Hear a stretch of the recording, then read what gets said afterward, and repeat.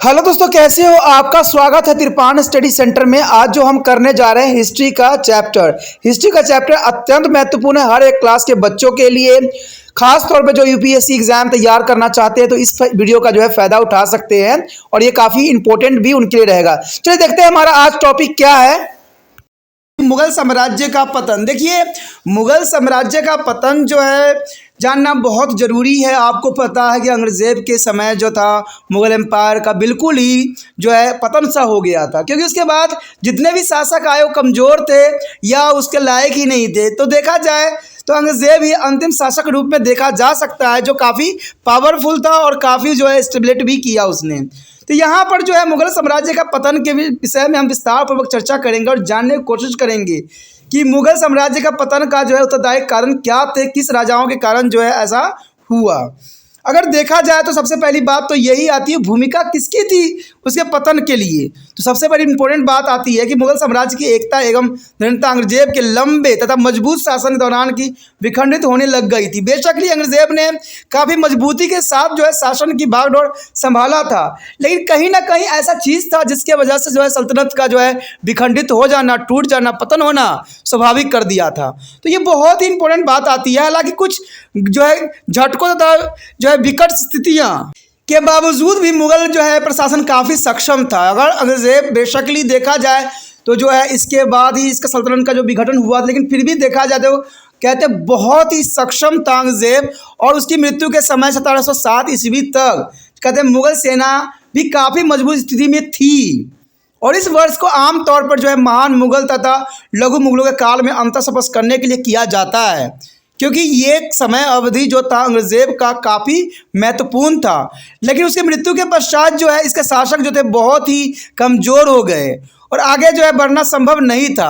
कहते हैं औरंगजेब की मृत्यु के पश्चात मुगल सत्ता कमज़ोर होती चली गई तथा अपने विशाल साम्राज्य के हर हिस्से पर जो है नियंत्रण स्थापित करने की शक्ति अब उनमें न रही।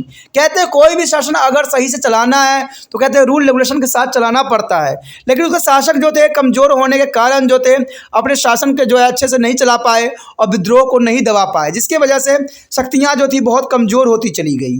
अपने विशाल साम्राज्य का हर हिस्से पर जो नियंत्रण रखना कहते हैं मुगलों के लिए आम बात नहीं थी। इसका क्या कारण था? कई क्षेत्रीय सूबेदारों ने अपनी सत्ता का दावा करना आरंभ कर दिया। अब देखिए, ये तो होना ही है कि राजा अगर स्ट्रांग ना हो तो उस क्षेत्र में जो व्यक्ति कार्य कर रहते हैं, जो फेमस होते हैं, वो अपना 100% जो है अपना दबदबा बना लेती हैं। तो ऐसा ही मुगल काल में भी हुआ कि मुगल सूबेदारों ने खुद को जो है स्वतंत्र घोषित कर दिया और अपना जो है राज्य का स्थापित कर लिया। कुछ नए क्षेत्रीय समूह भी उभर के सामने आए तथा संगठित भी हुए तथा इन्हें जो है घटनाओं के बीच राजनीतिक शक्तियाँ बनकर ये उभर गई। तो ये बात कहते हैं आम होती है। जैसे आपने देखा होगा कि राजनीतिक में अगर व्यक्ति जो है अगर कोई पार्टी गलत कर रही होती है दूसरा पार्टी का जो है प्रभुता बन जाती है। जैसे आपने देखा होगा कुछ दिन पहले ही पंजाब में इलेक्शन हुआ था, उसमें पहले कांग्रेस की थी काफ़ी बोलबाला, लेकिन डायरेक्ट जो है कांग्रेस को लोगों ने नकार दिया और आम आदमी पार्टी को लगा दिया। और रीज़न बहुत कहीं हद तक जो था वहाँ के लोगों का थोड़ा सा ये था कि वहाँ फ्री में दिया जा रहा था, जिसमें काफ़ी ललायित हो गए। और इसका परिणाम आने वाला समय में पता लग ही जाएगा कि जो फ्री की चीज़ होते हैं उनका क्या नुकसान होता है। तो ये सब बातें जो होती है लोगों को जो है आकर्षित करने के लिए दिया जाता है। तो ऐसा मुगल काल में भी हुआ। कहते हैं जैसे ही राजा कमज़ोर हो गया, वहाँ के क्षेत्रीय राजाओं ने ये कहने लग गए कि हम आपको जो है हर तरह की सुविधाएं देंगे, हर तरह से कार्य में सक्षम बनाएंगे। तो इसलिए लोग जो थे क्षेत्रीय लोग थे वो उन राजाओं को ही अपना राजा घोषित कर दिया और उनका राज्य जो है स्थापित करने में मदद कर दिया। तो ये काफ़ी महत्वपूर्ण है, क्योंकि मेन देखा जाए तो राजाओं का कंट्रोल उन पर से हट चुका था। तो क्षेत्रीय जो थे सूबेदार सब थे वो जो है नए राजनीतिक वर्ग के रूप में उभरे। कहते 1707 से लेकर जो है पानीपत के तृतीय युद्ध तक या 1761 ईस्वी में, जिनमें अहमद शाह अब्दाली ने मराठा शासकों को पराजित किया था, तब तक की अवधि क्षेत्रीय शक्तियों के पुण्य उदय की साक्षी बना। अब देखिए काफ़ी महत्वपूर्ण क्वेश्चन आ गया है कि पानीपत की दूसरी लड़ाई किस में हुई और किसकी जीत हुई। तो जिसमें जो है अहमद शाह अब्दाली में हुआ था और मराठों में हुआ था, जिसमें जो है शासकों को पराजित किया था। अहमद शाह अब्दाली ने मराठों को जो है पराजित किया था 1761 में। तो काफ़ी महत्वपूर्ण है, जिसमें जो है राजनीतिक तथा आर्थिक विकेंद्रीकरण व्यवस्था को भी जन्म दिया था। इसी समय जो है तमाम राजनीतिक सैन्य जो है उठपाठक के बावजूद स्थानीय कच्चा माल, हस्तशिल्प तथा जो है अनाजों के क्षेत्रीय और अंतर क्षेत्रीय व्यापार में राजनीतिक व सैन्य जो है संबंधों पर गौर किए बिना आर्थिक परंपरा निर्भरता को जो है प्रगाढ़ रिश्ते का निर्माण करती है। तो इसमें कोई दो राय नहीं है। कहते हैं इससे जो संबंध होते हैं, सैन्य संबंध थे, वो काफ़ी मजबूत थे। कहते हैं औरंगजेब ने अपनी सैन्य शक्ति के लिए बहुत ही प्रयत्न किया और बहुत ही उसने काम किया अपने सैनिक संगठन को इकट्ठा करने पर, लेकिन उसके जो कहते हैं आने वाले जो उत्तराधिकारी थे, उन्होंने जो है इसमें कोई भी जो है इंटरेस्ट नहीं दिखाया, जिसके कारण से जो है बहुत आसानी से जो था इनका पतन हो गया। उसके पश्चात हमारे समक्ष आता है मुगल साम्राज्य का समापन। देखिए, मुगल साम्राज्य के समापन में तो हम जितना समझ चुके हैं कि अंग्रेजेब ही था, लेकिन कहते हैं अंग्रेजेब के साथ कुछ और भी कारण जुड़े थे जो कि काफ़ी महत्वपूर्ण थे। कहते हैं सन 1707 ईस्वी में जब अंग्रेजेब की मृत्यु हुई, तब क्षेत्रीय शक्तियों से गंभीर चुनौती मिलना आरंभ हो गया, क्योंकि अंग्रेजेब जो था एक पावरफुल सैनिक था, पावरफुल राजा था, लेकिन जैसे उसकी मृत्यु हुई, कहते हैं क्षेत्रीय क्षेत्रों से जो है गंभीर चुनौती मिलने लगी शासकों के लिए, जिसमें समस्याओं का जो है सम्राट के ठीक केंद्र में जो है बलपूर्वक प्रकट करना शुरू कर दिया।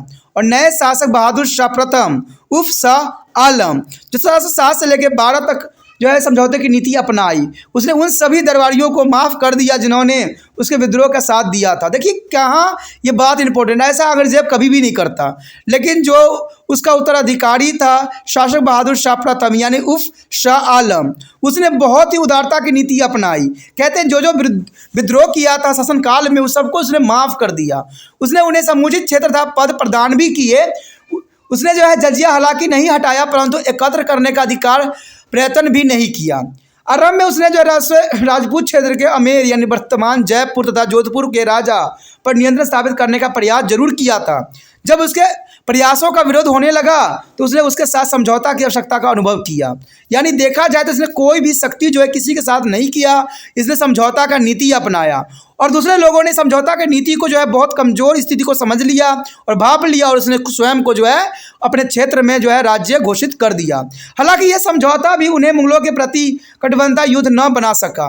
यानी देखा जाए तो बेशकली यहाँ पर जो है बहादुर शाह प्रथम ने बहुत कोशिश किया कि इनके साथ जो है समझौता किया जाए, लेकिन राजाओं ने ये बात समझा कि जो समझौता की बात करता है वो कमज़ोर होता है, और इसी कमजोरी का फ़ायदा उठा के उन्होंने जो है अपने क्षेत्र में जो है स्वयं को ही जो है शासक घोषित कर दिया। मुगल बादशाह के मराठों के प्रति नीति भी आधी अधूरी समझौतावादी ही थी। यानी मुगल बादशाह का देखा जाए तो मराठों के प्रति भी आधी अधूरी समझौता थी। मराठा आपस में तथा मुगलों से संघर्ष करने में ही उलझे रहे, तो काफ़ी समय तक जो है ये मराठों के साथ जो है उलझे रहे। कहते बहादुर शाह हालांकि दक्कन में बुंदेल जो है प्रमुख छत्रसाल तथा जाट सरदार को जो है चुरामन के साथ समझौता करने में सफल रहा, जिसमें जाट प्रमुख ने सिखों के विरुद्ध अभियान में उसकी सहायता भी की थी। तो ये काफ़ी महत्वपूर्ण बात रहता है। कहते हैं जहांदार शाह यानी 1712 से 1713 ईस्वी में बेहद ही कमज़ोर था और ये अयोग्य शासक भी सिद्ध हुआ। उसके वजीर जो है जुल्फ़िकार खान ने जो है साम्राज्य चलाने की शक्ति हथिया ली, और कहते जुल्फ़िकार ने महसूस किया कि शासन संचालन के लिए राजपूतों तथा मराठों के साथ मित्रतापूर्ण संबंध बनाए रखने में ही भलाई है। शासन की सलामती के साथ हिंदू प्रमुख के समझौता अनिवार्य है, ये विचारधारा था। जहांदार शाह जो 1712 से 1713 में बेहद ही कमज़ोर और अयोग्य शासक सिद्ध हुआ। कहते हैं दो राय नहीं है कि जहाँ देखा जाए जहांदार शाह जो बिल्कुल ही कमज़ोर और अयोग्य शासक था, उसके वजीर जो है जुल्फ़िकार खान ने साम्राज्य चलाने की शक्तियाँ हथिया ली। कहते हैं जब राजा कमज़ोर हो तो जनरल सी बात है उसके मंत्री लोग जो होंगे अपनी शक्तियाँ जो है खूब प्रयोग करेंगे। ऐसा ही जहांदार शाह के शासनकाल में हुआ, जहाँ पर वो कमज़ोर होने और अयोग्य होने के कारण जो उसकी वजीर था जुल्फ़िकार, उसने जो है सारी शक्तियाँ अपने हाथों में ले ली। और कहते जुल्फ़िकार ने महसूस किया कि शासन संचालन के लिए राजपूतों तथा मराठों के साथ मित्रतापूर्ण संबंध बनाए रखने में ही भलाई है। शासन की सलामती के लिए हिंदू प्रमुख तथा शासन अनिवार्य है, और अंग्रेजेब की नीति को उलट दिया। यानी जो अंग्रेजेब करना चाहता था उसके विपरीत ये कार्य करने लग गया। गिनास्पद जजिया कर हटा दिया था। उसने सिखों के जो है खिलाफ दबाव वाली नीति को भी अनुसरण किया। उसका लक्ष्य उन सभी शक्तियों के साथ सुलह करना था जो मुगल स्थापित संस्थागत ढांचों में सत्ता बांटना चाहती थी। जुल्फ़िकार ने आर्थिक व्यवस्था में सुधार को भी कई प्रयास किया, लेकिन कहते हैं ये प्रयासों ने जो है मुगल साम्राज्य को डुबो के रख दिया।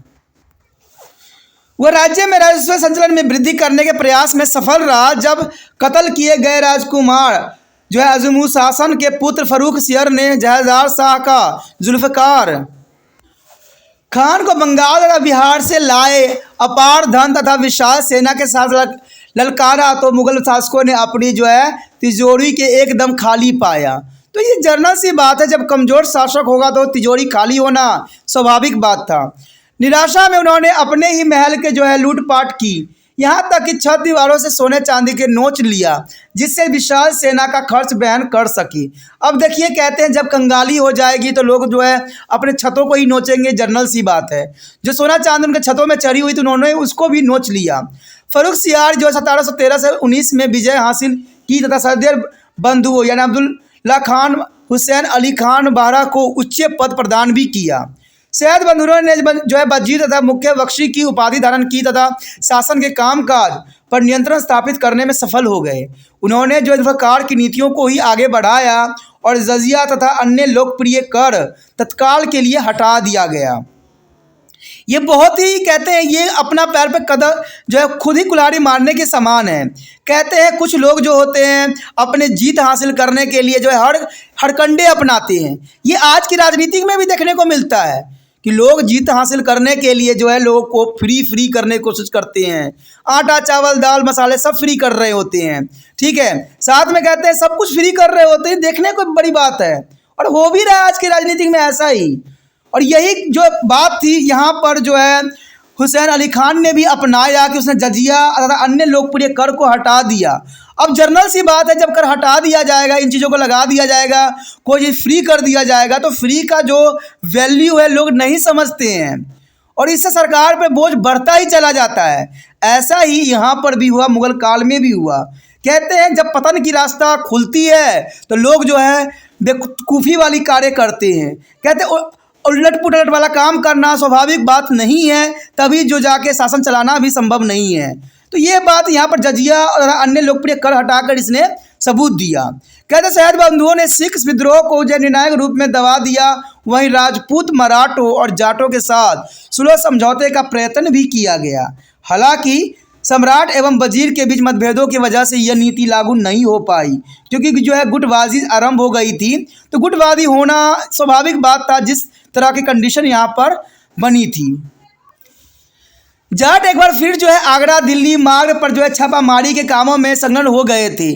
फर्रुख सियर ने राजा जय सिंह को जो है आक्रामक करके अभियान चलाने को कहा, किंतु वजीर ने राजा की जान का ही सौदा करने का समझौता कर दिया। अब देखिए कितनी महत्वपूर्ण बात यहाँ पर आ गई कि राजा ने अभी आक्रमण करने का अभियान चलाने को कहा, लेकिन वजीर ने क्या किया, राजा की ही मौत का सौदा कर दिया।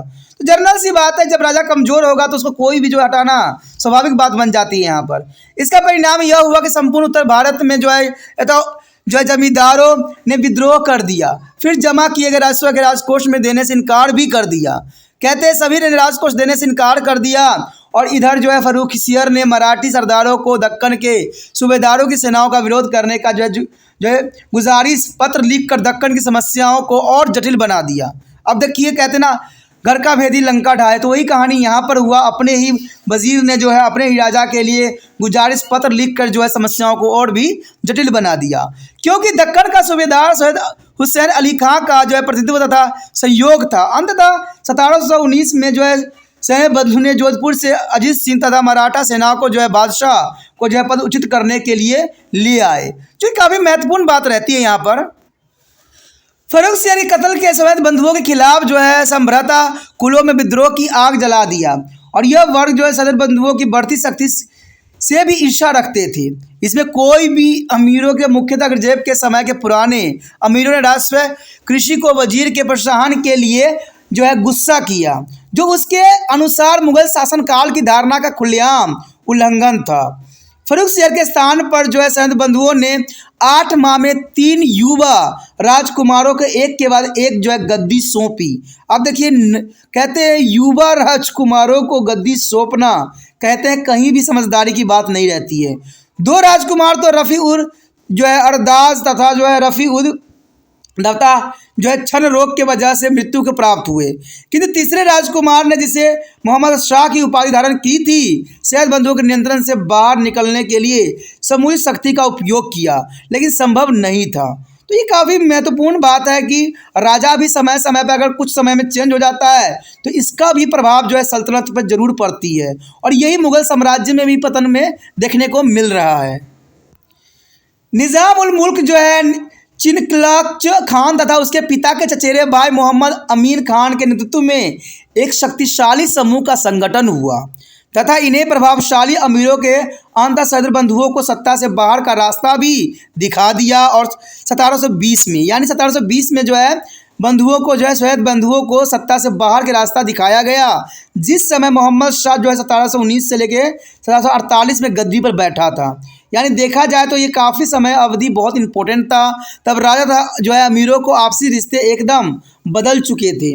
अमीरों के व्यक्तिगत स्वार्थ की छाया जो है राजनीति तथा शासन की गतिविधियों पर पड़नी आरंभ हो गई थी, और सन 1720 में सैयद जो है अब्दुल्ला खान के स्थान पर मोहम्मद अमीर खान वजीर बना। और कहते सन 1720 में अमीन खान की मृत्यु के पश्चात थोड़ी समय के लिए पद जो था निज़ाम उल मुल्क के झोली में गया, क्योंकि जुलाई 1724 ईस्वी में अमीन खान के पुत्र कमर उद दीन ने जो है वंशागत अधिकार का दावा कर वजीर पद पर कब्जा जमा लिया। अब देखिए यहाँ पर जो है 1724 में बहुत बड़ी जो है फेरबदल हुआ, जहाँ पर अमीन खान के पुत्र कमर उद दीन ने वंशागत अधिकार का दावा कर वजीर पद पर जो है अपना कब्जा जमा लिया। अमीर खुद को इन नियुक्तियों का निर्देश देते थे, और इस समय तक अमीरों के पास बहुत ज़्यादा शक्ति आ चुकी थी। वो अपने स्वार्थ हेतु बादशाह के नाम का फरमान जारी करवाया करते थे। देखिए कहते हैं जब राजा कमज़ोर होता है तो उसके जो है काफ़ी लोग जो है अपने मर्जी का फरमान निकलवाते हैं। तो ऐसा ही इस काल में भी हुआ, और मुगल के जो है पतन में भी देखने को मिलता है। बादशाह की स्थिति जो है मात्र एक कठपुतली सी हो गई थी। यानी देखा जाए तो बादशाह सिर्फ एक कठपुतली सा हो गया था, जो कि सबके इशारों पर चलाया जाता था, जिसके पास शक्ति नहीं थी। असली शक्ति तो अमीरों के संघों के हाथों में होती थी। तब समझ सकते हो कि राजा यहाँ पर कठपुतली है, और जितनी भी शक्ति है सब अमीरों संघ के पास है। अमीर पूरे साम्राज्य की गतिविधियों को केंद्र में से नियंत्रित करते थे, जहाँ तक कि उन्होंने उन राजाओं को भी स्थिरता की काफ़ी फिक्र थी जहाँ उनकी जागीर थी। यानी उनको फिक्र वहाँ की थी जहाँ उनकी जागीर थी। बादशाह के नाम पर शासकों तथा फौजदारों तथा अन्य स्थानीय कार्यालयों का जो है फरमान कुछ अधिकार प्रदान करने का जनादेश तथा विशेष अधिकार भेजे जाते थे। यानी ये सब राजा फरमान नहीं देता था, उनके जो है राज्य के जो मंत्री हुआ करते, जागीरदार होते थे, वो सारे फरमान दिया करते थे। औरंगजेब के उत्तराधिकारियों की व्यक्तिगत असफलताओं ने शाही सत्ता जब प्रतिष्ठा का भी क्षय कर दिया। यानी औरंगजेब के उत्तराधिकारी बहुत ही कमज़ोर मिले, और वो काफ़ी जो है अपनी सत्ता प्रतिष्ठा को भी काफ़ी तहस नहस कर दिया। जहांदार शाह ने जो है बड़प्पन तथा सहनशीलता का अभाव था। फर्रुखसियर अस्थिर बुद्धि का था, और मोहम्मद शाह जो है छिछोरे तथा आराम और विलासिता का शौकीन था। अब समझ सकते हो कि औरंगजेब के उत्तराधिकारी कितने जो है अलग टाइप के थे, जहाँ पर जहांदार शाह में बड़प्पन की बातें को दर्शाया गया है, और सहनशीलता का अभाव था, सहनशीलता थी ही नहीं उसके अंदर। फर्रुखसियर जो है अस्थिर बुद्धि का था, फर्रुखसियर जो था अस्थिर बुद्धि का था। अब मोहम्मद शाह छिछोरा तथा आराम और विलासिता का शौकीन रखता था। कहते हैं ऐसे व्यक्ति जो है शासन के कभी भी जो है लायक नहीं होते हैं। बादशाह को निकटता क्षेत्रीय स्तर पर भी नियुक्तियां और पदोन्नति का विलंबन कारण बनती थी। तो ये काफ़ी महत्वपूर्ण था हमारे समक्ष जो है मुगल काल के जो है पतन के लिए उत्तरदायी कारण। तो उत्तरदायी कारण आप समझ गए हो कि औरंगजेब से काल के बाद शुरू हुआ तो उसके बाद ख़त्म ही हो गया, क्योंकि उसके बाद ऐसा कोई भी राजा नहीं हुआ जो कि बहुत सशक्त हो और अपने बुद्धि का उपयोग किया हो। यहाँ पर जो हमारे समक्ष आया है अत्यंत महत्वपूर्ण टॉपिक, क्षेत्रीय राजनीति तथा राजाओं का उदय। देखिए ये काफ़ी महत्वपूर्ण पॉइंट है कि क्षेत्रीय राजनीति तथा राजाओं का उदय किस प्रकार हुआ। कहते हैं मुगल साम्राज्य में देखा जाए तो काफ़ी कमज़ोर व्यक्ति थे, जिसके विषय में हमने चर्चा भी की। तो कहते हैं उसके पश्चात क्षेत्रीय राजनीति तथा राजाओं का उदय होना एक स्वाभाविक बात था। ये हम चैप्टर जो कर रहे हैं अत्यंत महत्वपूर्ण कि 18वीं शताब्दी के भारत की स्थिति। 18वीं शताब्दी में अगर देखा जाए तो भारत की क्या स्थिति थी, कैसी थी, तो इसी विषय में जो है हम जानने की कोशिश करेंगे और विस्तार पूर्वक यहाँ चर्चा करेंगे और प्रकाश डालेंगे उन सभी समस्याओं पर जो कि जो है मुगल एम्पायर को जो है ख़त्म करने, विघटन करने में महत्वपूर्ण योगदान दिया, और साथ में जो है राजाओं का उदय करने में, क्षेत्रीय राजाओं का उदय किन कारणों से हुआ, इस पर भी हम प्रकाश यहाँ डालने की कोशिश करेंगे। कहते हैं मुगल साम्राज्य के पतन के क्रम में तथा उनकी बाद की शताब्दियों में अनुमानित देखा जाए तो 1700 से लेकर 1850 ईस्वी में, जो कि काफ़ी समय इम्पोर्टेंट था, और भारत में उदय हुआ और राज्य संसाधन और दीर्घकालिक तथा प्रधान क्षणों के आधार पर विभिन्न थे। इनमें से कुछ राज्य जैसे कि दक्षिण में हैदराबाद ऐसे क्षेत्र थे और स्थिति था जिससे आरंभिक मुगल काल में जो है स्वतंत्रता हासिल कर ली गई थी तथा राज्य निर्माण की एक स्थानीय तथा क्षेत्रीय परंपराओं को चलाने वाला बन गया था। अन्य राज्य वो थे जिनकी अपनी स्वाभाविक विशेषताएं थी तथा जो है 16वीं और 17वीं शताब्दी की घटित बहुत ही विशिष्ट पद्धतियों से पैदा हुए थे। विशेष रूप से उत्तर जो है मुगल काल में जो राज्य जातियों और सांप्रदायिक आधार पर आधारित थे, जैसे मराठा, जाट और जो है सिख। देखा जाए तो इस समय जो 18वीं शताब्दी में उदय हुए उनमें से मराठा, जाट और सिख काफ़ी महत्वपूर्ण थे, जिन्होंने जो है अपना जो है दबदबा क्षेत्रीय राजनीतिक में और राज्य का उदय होना स्वाभाविक बात कर दिया था। तो यानी देखा जाए तो मराठा, जाट और सिख काफ़ी महत्वपूर्ण थे। इन तीन क्षेत्रीय राज्यों की वजह से कारण क्या हुआ, इसे फलस्वरूप इन क्षेत्रीय शक्तियों की समानता जो स्थिति है भूमि तथा शक्ति आधारित और बाहरी अधिकारियों के विरुद्ध शस्त्र उठाने का साहस दिया। यानी देखा जाए तो उन्होंने जो है शस्त्र उठाया उन सभी राजाओं के खिलाफ जो कि उन पे दुराचार किया करते थे। हालांकि परंपरा शत्रु तथा संघर्ष ने इन विद्रोह को अपने हितों को संगठित कर शासन के विरुद्ध आरंभिक चुनौती देने में बाधा उत्पन्न की। वो कहते हैं रिश्तेदारों, किसानों और अपनी जाति के छोटे जमींदारों के समर्थन पर भी निर्भर थी। तो ये जरूरी बात है। कहते हैं राजा और राज्य एक से नहीं चलता है, हर एक रिश्तेदार से चलता है, किसान से चलता है और अपनी जाति के जमींदारों समर्थन पर निर्भर करता है, तभी कोई राज्य जो है चलता है और फलता फूलता है। कहते हैं अपनों में अगर हम देखते हैं बैर होता है, चाहे अपने जो राज्य में जो लोग हैं जनता है उनमें कुछ बैर होती है, तो राज्य चलाना स्वाभाविक बात नहीं रह जाती है और चलाना बहुत ही दुष्कर्म कार्य हो जाता है। हर स्थानीय समूह अपनी जो है समृद्धि दूसरे की लागत पर बढ़ाना चाहता था। ये बहुत ही ज़रूरी बात है कि हर कोई जो है दूसरी की जो है चीज़ों का फ़ायदा उठाना चाहता है। तत्कालीन राजनीति में शाही प्रतीकों को महत्व देने की आवश्यकता जो है अनुवांशिक थी, यानी जो है एक के भाई एक था, यानी जन्मजात था, जिसको कह सकते हो वंशागत भी था। हर मुकाबला करने वाले शक्ति के क्षेत्र में अपनी शक्ति आंकता तथा अपने पड़ोसी राज्यों पर अपना वर्चस्व स्थापित करने के लिए नए जो है मौके तलाशा करता था। इन राज्यों को एक प्रकार की वैधता की आवश्यकता थी जो मुगल बादशाह की सर्वकृति सत्ता में अपने से उपलब्ध हुए। उन्हें मुगलों के प्रत्यात्मक ज्वादित्व को स्वीकार करने में किसी भी प्रकार का भय नहीं था जो उनकी राजनीतिक महत्वाकांक्षा को कम न कर सका। यानी सबकी कहते हैं ना, किसी भी राज्य का अगर विघटित हुआ है तो वहाँ के लोगों का महत्वाकांक्षाएँ थी। ठीक है, चाहे आज के समय में भी देख लीजिए, कहते हैं कोई क्षेत्र में अगर कोई क्षेत्रीय नेता जीतता है, कोई भी पार्टी जीतती है, तो वहाँ पर जो है लोगों की महत्वाकांक्षाएँ होती है और वो महत्वाकांक्षाओं पे आज जो है बड़े बड़े राजनीतिक नेता ने भी इस पे जो है मंथन करना शुरू कर दिया कि लोगों को क्या दे, क्या लालच दे जिसकी वजह से जो है वो हमें जिता दे। और आपने देखा भी होगा आज के समय में जो है जिन चीज़ की महंगाई बढ़ रही होती है उन्हीं चीज़ों का जो है ये लोग नस पकड़ते हैं। जैसे देखिए बिजली का हो गया समस्या, पानी की समस्या हो गई, ठीक है, लोगों का यातायात की समस्या हो गई, तो इन्हीं पे लोग जोर दे रहे हैं। पुराने समय में होता था कि रोडों को जो है साफ़ सुथरा करवाते थे, अच्छे करते थे, अच्छे कंडीशन देते थे कि किसी लोगों का जो एक्सीडेंट ना हो, इससे बचाव हो जाए। लेकिन आजकल क्या कर रहे हैं, हर चीज़ को फ्री करने के फिरात में है। पहले के समय में ये हमें समझाया जाता था कि हमें बिजली को बचाना चाहिए, क्योंकि जितने बिजली हम नष्ट करेंगे दूसरे घरों में उतना ही बिजली नहीं पहुंच पाएगा। लेकिन आज के समय में ऐसा नहीं है। आज देखिएगा सरकार ने कई क्षेत्र में जो है बिजली फ्री कर दिया है, जिसके कारण लोग क्या करते हैं, दिन भर जो है टीवी चलाते हैं, दिन भर उनका जो है लाइट जलती रहती है, कोई फ़र्क नहीं पड़ता है, क्योंकि उनको पता है कि जो 300 या 400 की यूनिट की बात ये लोग करते हैं फ्री करने की, ये आम गरीबों के लिए बहुत काफ़ी बड़ी होती है। ये कहते हैं 100 यूनिट तो मुश्किल से लोग चलाया करते हैं। तो ये बहुत बड़ी गंभीर समस्या हमारे आज के समय में आया है, जिसको जो है आने वाला समय में बहुत ही गंभीर समस्याओं को पैदा करेगा, ये हम जानते हैं और ये आप भी जानते हो।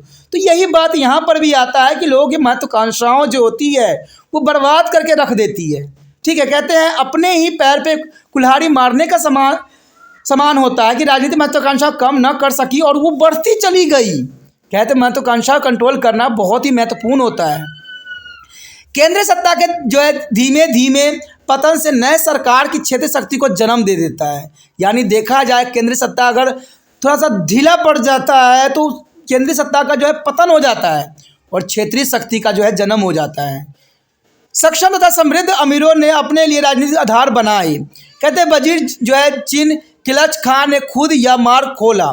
प्रशासन में सुधार करने में असफल रहने पर उसने जो है 1723 में कार्यालय त्याग दिया तथा जो अक्टूबर 1724 में हैदराबाद की स्थापना हेतु दक्षिण की ओर रुख कर दिया। मुगल दक्कन दरबारियों ने इस संबंध में चिंता जताते हुए क्षेत्र से निश्चित राजस्व की प्राप्ति सुनिश्चित करने का प्रयत्न भी किया, जिससे शाह एकता का रूप कायम रह सके।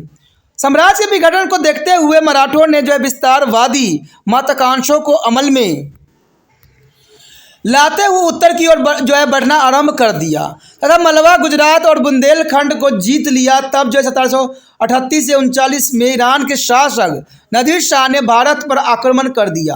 तो ये काफ़ी महत्वपूर्ण था यहाँ पर क्षेत्रीय राजाओं का उदय, जिसके बारे में हमने चर्चा किया।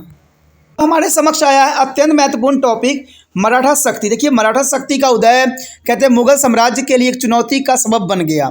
यानी देखा जाए तो मुगल को चुनौती देने वालों में मराठा सबसे अव्वल नंबर पे थे। यानी इसमें कोई संदेह नहीं है कि मुगल वंश की लंबी जो अंतिम अवधि में जो एकल महत्वपूर्ण शक्ति उभरी वो मराठा शक्ति था। यानी इसमें कोई दो राय नहीं है कि मुगल वंश को लंबी जो है अवधि तक जो है महत्वपूर्ण शक्ति के रूप में देखा जाए तो मराठा था। मराठा योद्धाओं के सर्वाधिक प्रमुख कुल था भोसले का। यानी इनका कुल जो था भोसले परिवार से था, जिसमें जो है प्रथम जो है शिवाजी भोसले दक्षिण राजनीति में महत्वपूर्ण शक्ति बन के उभरे। यानी ये भोसले जो है परिवार से थे और इनका देखा जाए तो शिवाजी भोसले सबसे प्रथम थे। हालांकि शिवाजी जैसे सौभाग्य उनके पुत्र को नहीं मिला। यानी जो शिवाजी ने किया वो उनके पुत्रों को नहीं मिला, उनको भाइयों को भी प्राप्त नहीं हो सका। क्रमशः संभाजी तथा उनके छोटे भाई राजा राम, एक समय तो ऐसा प्रतीत होने लगा था कि मराठा शक्ति अपने पतन पर थी। यानी देखा जाए तो एक ऐसा समय अब भी आया जो लगा कि जैसे कि मराठा शक्ति खत्म सी हो जाएगी, किंतु आरंभिक 18वीं शताब्दी में कुछ परिवर्तन हुए तथा जो है मराठा शक्ति में सुधार की स्थिति बनी, जिसके वजह से जो है आगे भी ये चल पाए। इस संदर्भ में सबसे महत्वपूर्ण चरण जो था शाहू शासन था, जो 1708 में राजा राम का उत्तराधिकारी बना। शाहू ने 1749 ईस्वी तक 4 दशकों तक शासन किया। यानी 4 दशकों तक जो है शासन किया और यह सबसे अवधि जो है पावन गोत्र के ब्राह्मण मंत्रियों के वर्चस्व के लिए जानी जाती है। ये जो थे क्रमशः महाराष्ट्र की राजनीति पर छा से गए थे।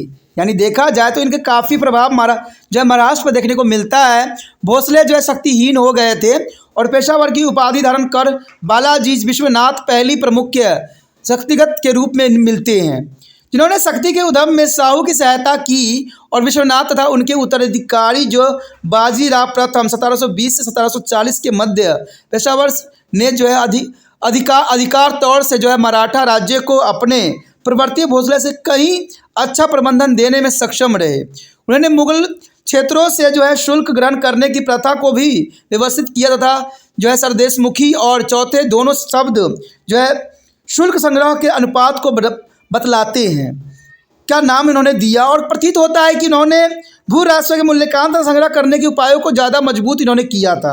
इसमें कोई दो राय नहीं है। बहुत इंपॉर्टेंट है कि मुगल ने जो है अपने क्षेत्रों में जो है शुल्क ग्रहण करने की प्रथा को व्यवस्थित किया और कहते सदरमुखी और चौथे दोनों शब्दों का इन्होंने जो बेखूबी इन्होंने इस्तेमाल किया, जो कि काफ़ी महत्वपूर्ण थे। इन्हें सारे जो है पद्धति वो थे जो पहले मुगल अपनाया करते थे। यानी पेशवाओं तथा उनके अधीनस्थ की राजस्व संबंधी शब्दावली तथा अन्य कामकाजातों की भाषा जो है फारसी भाषा से ही ली गई थी। यानी उन्होंने क्या किया, मुगल की सारी रणनीति को मराठों ने स्वयं भी उसका उपयोग करना शुरू किया। यानी सारे कामकाज जो थे उनके फारसी में ही हुआ करते थे।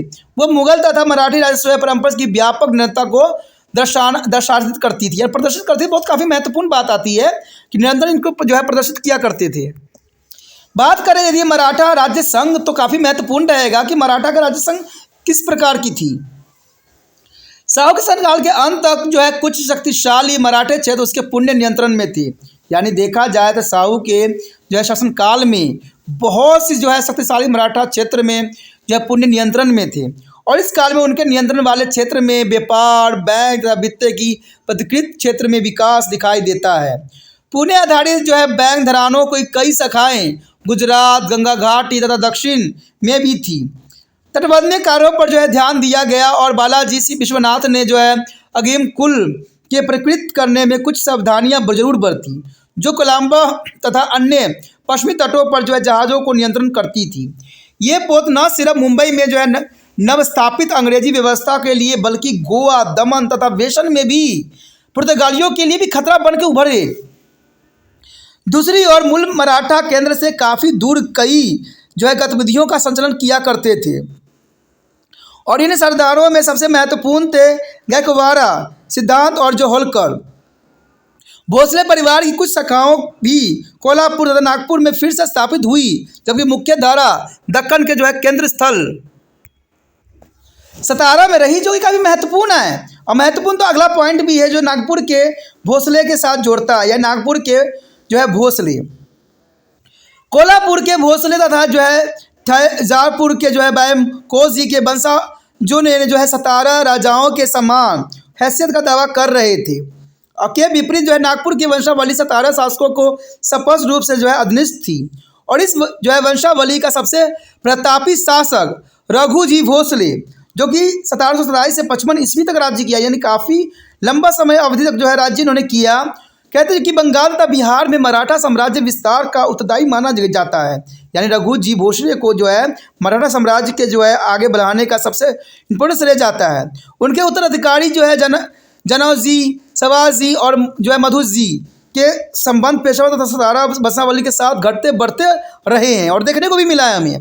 और उनके साथ जो है गरम जोशी बारिस्टों के स्थान पर जो है ढीली ढाली संधि रही। अन्य जो है अधीनस्थ जो है शासक जो सतारा शासकों को जो है छत्र छाया में फले फूले एवं पल्लवित हुए, उस सतारा शासकों तथा उनके पेशवाओं के प्रति अपनी राजनीति के उपायों में कुछ हद तक अवसरवादी भी साबित हुई। यानी अवसरवादी हुई, इसका मतलब है कि अवसर पे जो उन्होंने चौका मारा, यानी देखा जाए समय रहते उन्होंने बात किया और कहते जब कंडीशन उनके फेवर में आया तो उन्होंने जो है अपना अधिकार जमा लिया और अपने आप को राजा घोषित कर दिया। इसी को हम कहते हैं अवसरवादी। अवसरवादी होना बहुत ज़रूरी होता है, जैसे आपको भी अवसरवादी होना चाहिए। जैसे अभी एग्ज़ाम का टाइम है, आपके लिए जो है वीडियो है, आपके लिए पढ़ना है, आपको लिखना है, तो एग्ज़ाम की आप लोग अच्छे से तैयारी कीजिए। ये आपके लिए होगा अवसर का जो है फ़ायदा उठाना। और जो बच्चे अभी भी आलसी की तरह अपना जीवन यापन कर रहे हैं, समझिए वो क्या कर पाएंगे एग्ज़ाम में। अगर अच्छा मार्क्स प्राप्त करना है तो अच्छे से तैयारी करने की आवश्यकता है। तो आपको भी जो है अवसर जो मिला है उसको खोना नहीं है, गंवाना नहीं है। आप पढ़ोगे अपने लिए। कहते हैं माता पिता कोशिश करते हैं बच्चे अच्छे से अच्छे करें, लेकिन बच्चे जो होते हैं इस बात को नहीं समझते हैं। जब ये बड़े होते हैं तब इनको समझ में आता है कि माता पिता का जो है मतलब क्या था और वो क्या चाहते थे। ठीक है, तो इसलिए जितना हो सके पढ़ने पर ध्यान दो, जितना हो सके याद करो, समझो और जो है एग्ज़ाम में अच्छे अंक भी प्राप्त करो। उसके आगे हमारा है बड़ोदरा के जो है गायकवाड़। देखिए काफ़ी महत्वपूर्ण है बड़ोदरा के गायकवाड़। गायकवाड़ ने अपनी उपस्थिति जो है 1720 ईस्वी में दर्ज करवाई थी। यानी देखा जाए तो इसका शासनकाल जो है 1720 में हमें देखने को मिलता है। आरंभ में वे न सिर्फ शक्तिशाली भोसले परिवार के बल्कि दवाधे परिवार के भी अधीनस्थ थे। यानी देखा जाए तो ये समकालीन थे दवाधे परिवार के भी। और ये शाहू की मृत्यु थी, यानी शाहू की मृत्यु थी जिसमें पेशावरों की शक्ति और बढ़ा दिया। कहते हैं पेशावर को जो है चुनौती देने वाला साहू थे, और जैसे साहू की मृत्यु हुई पेशावरों की शक्ति और भी बढ़ गई तथा गायकवाड़ों की स्थिति और भी बेहतर हो गई। और 1750 के प्रबंध में गुजरात के राजस्व के बड़े हिस्से पर उनके अधिकार को भी पेशावर ने मान्यता दिया। और कहते 1752 में गुजरात क्षेत्र में मुगल शासक के अहमदाबाद से निकट जाने से इसी प्रणाली पर अपनी जो है मोहर लगा दी। और गायकवाड़ ने अपनी राजधानी बड़ोदरा में बनाई, जिससे उस क्षेत्र में व्यापार तथा उत्पादन के तंत्र का जो है पुनरीकरण हुआ। यानी देखा जाए तो गायकवाड़ ने काफ़ी महत्वपूर्ण योगदान दिया।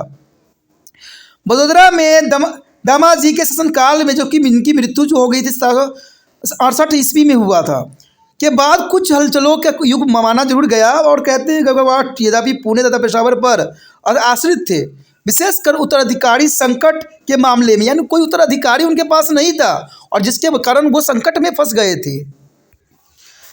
दामाजी के अंतिम उत्तराधिकारी जो थे फतेह सिंह थे, जो कि 1771 से जो है 89 ईस्वी के अंतर्गत अपने राज्य अधीन थे।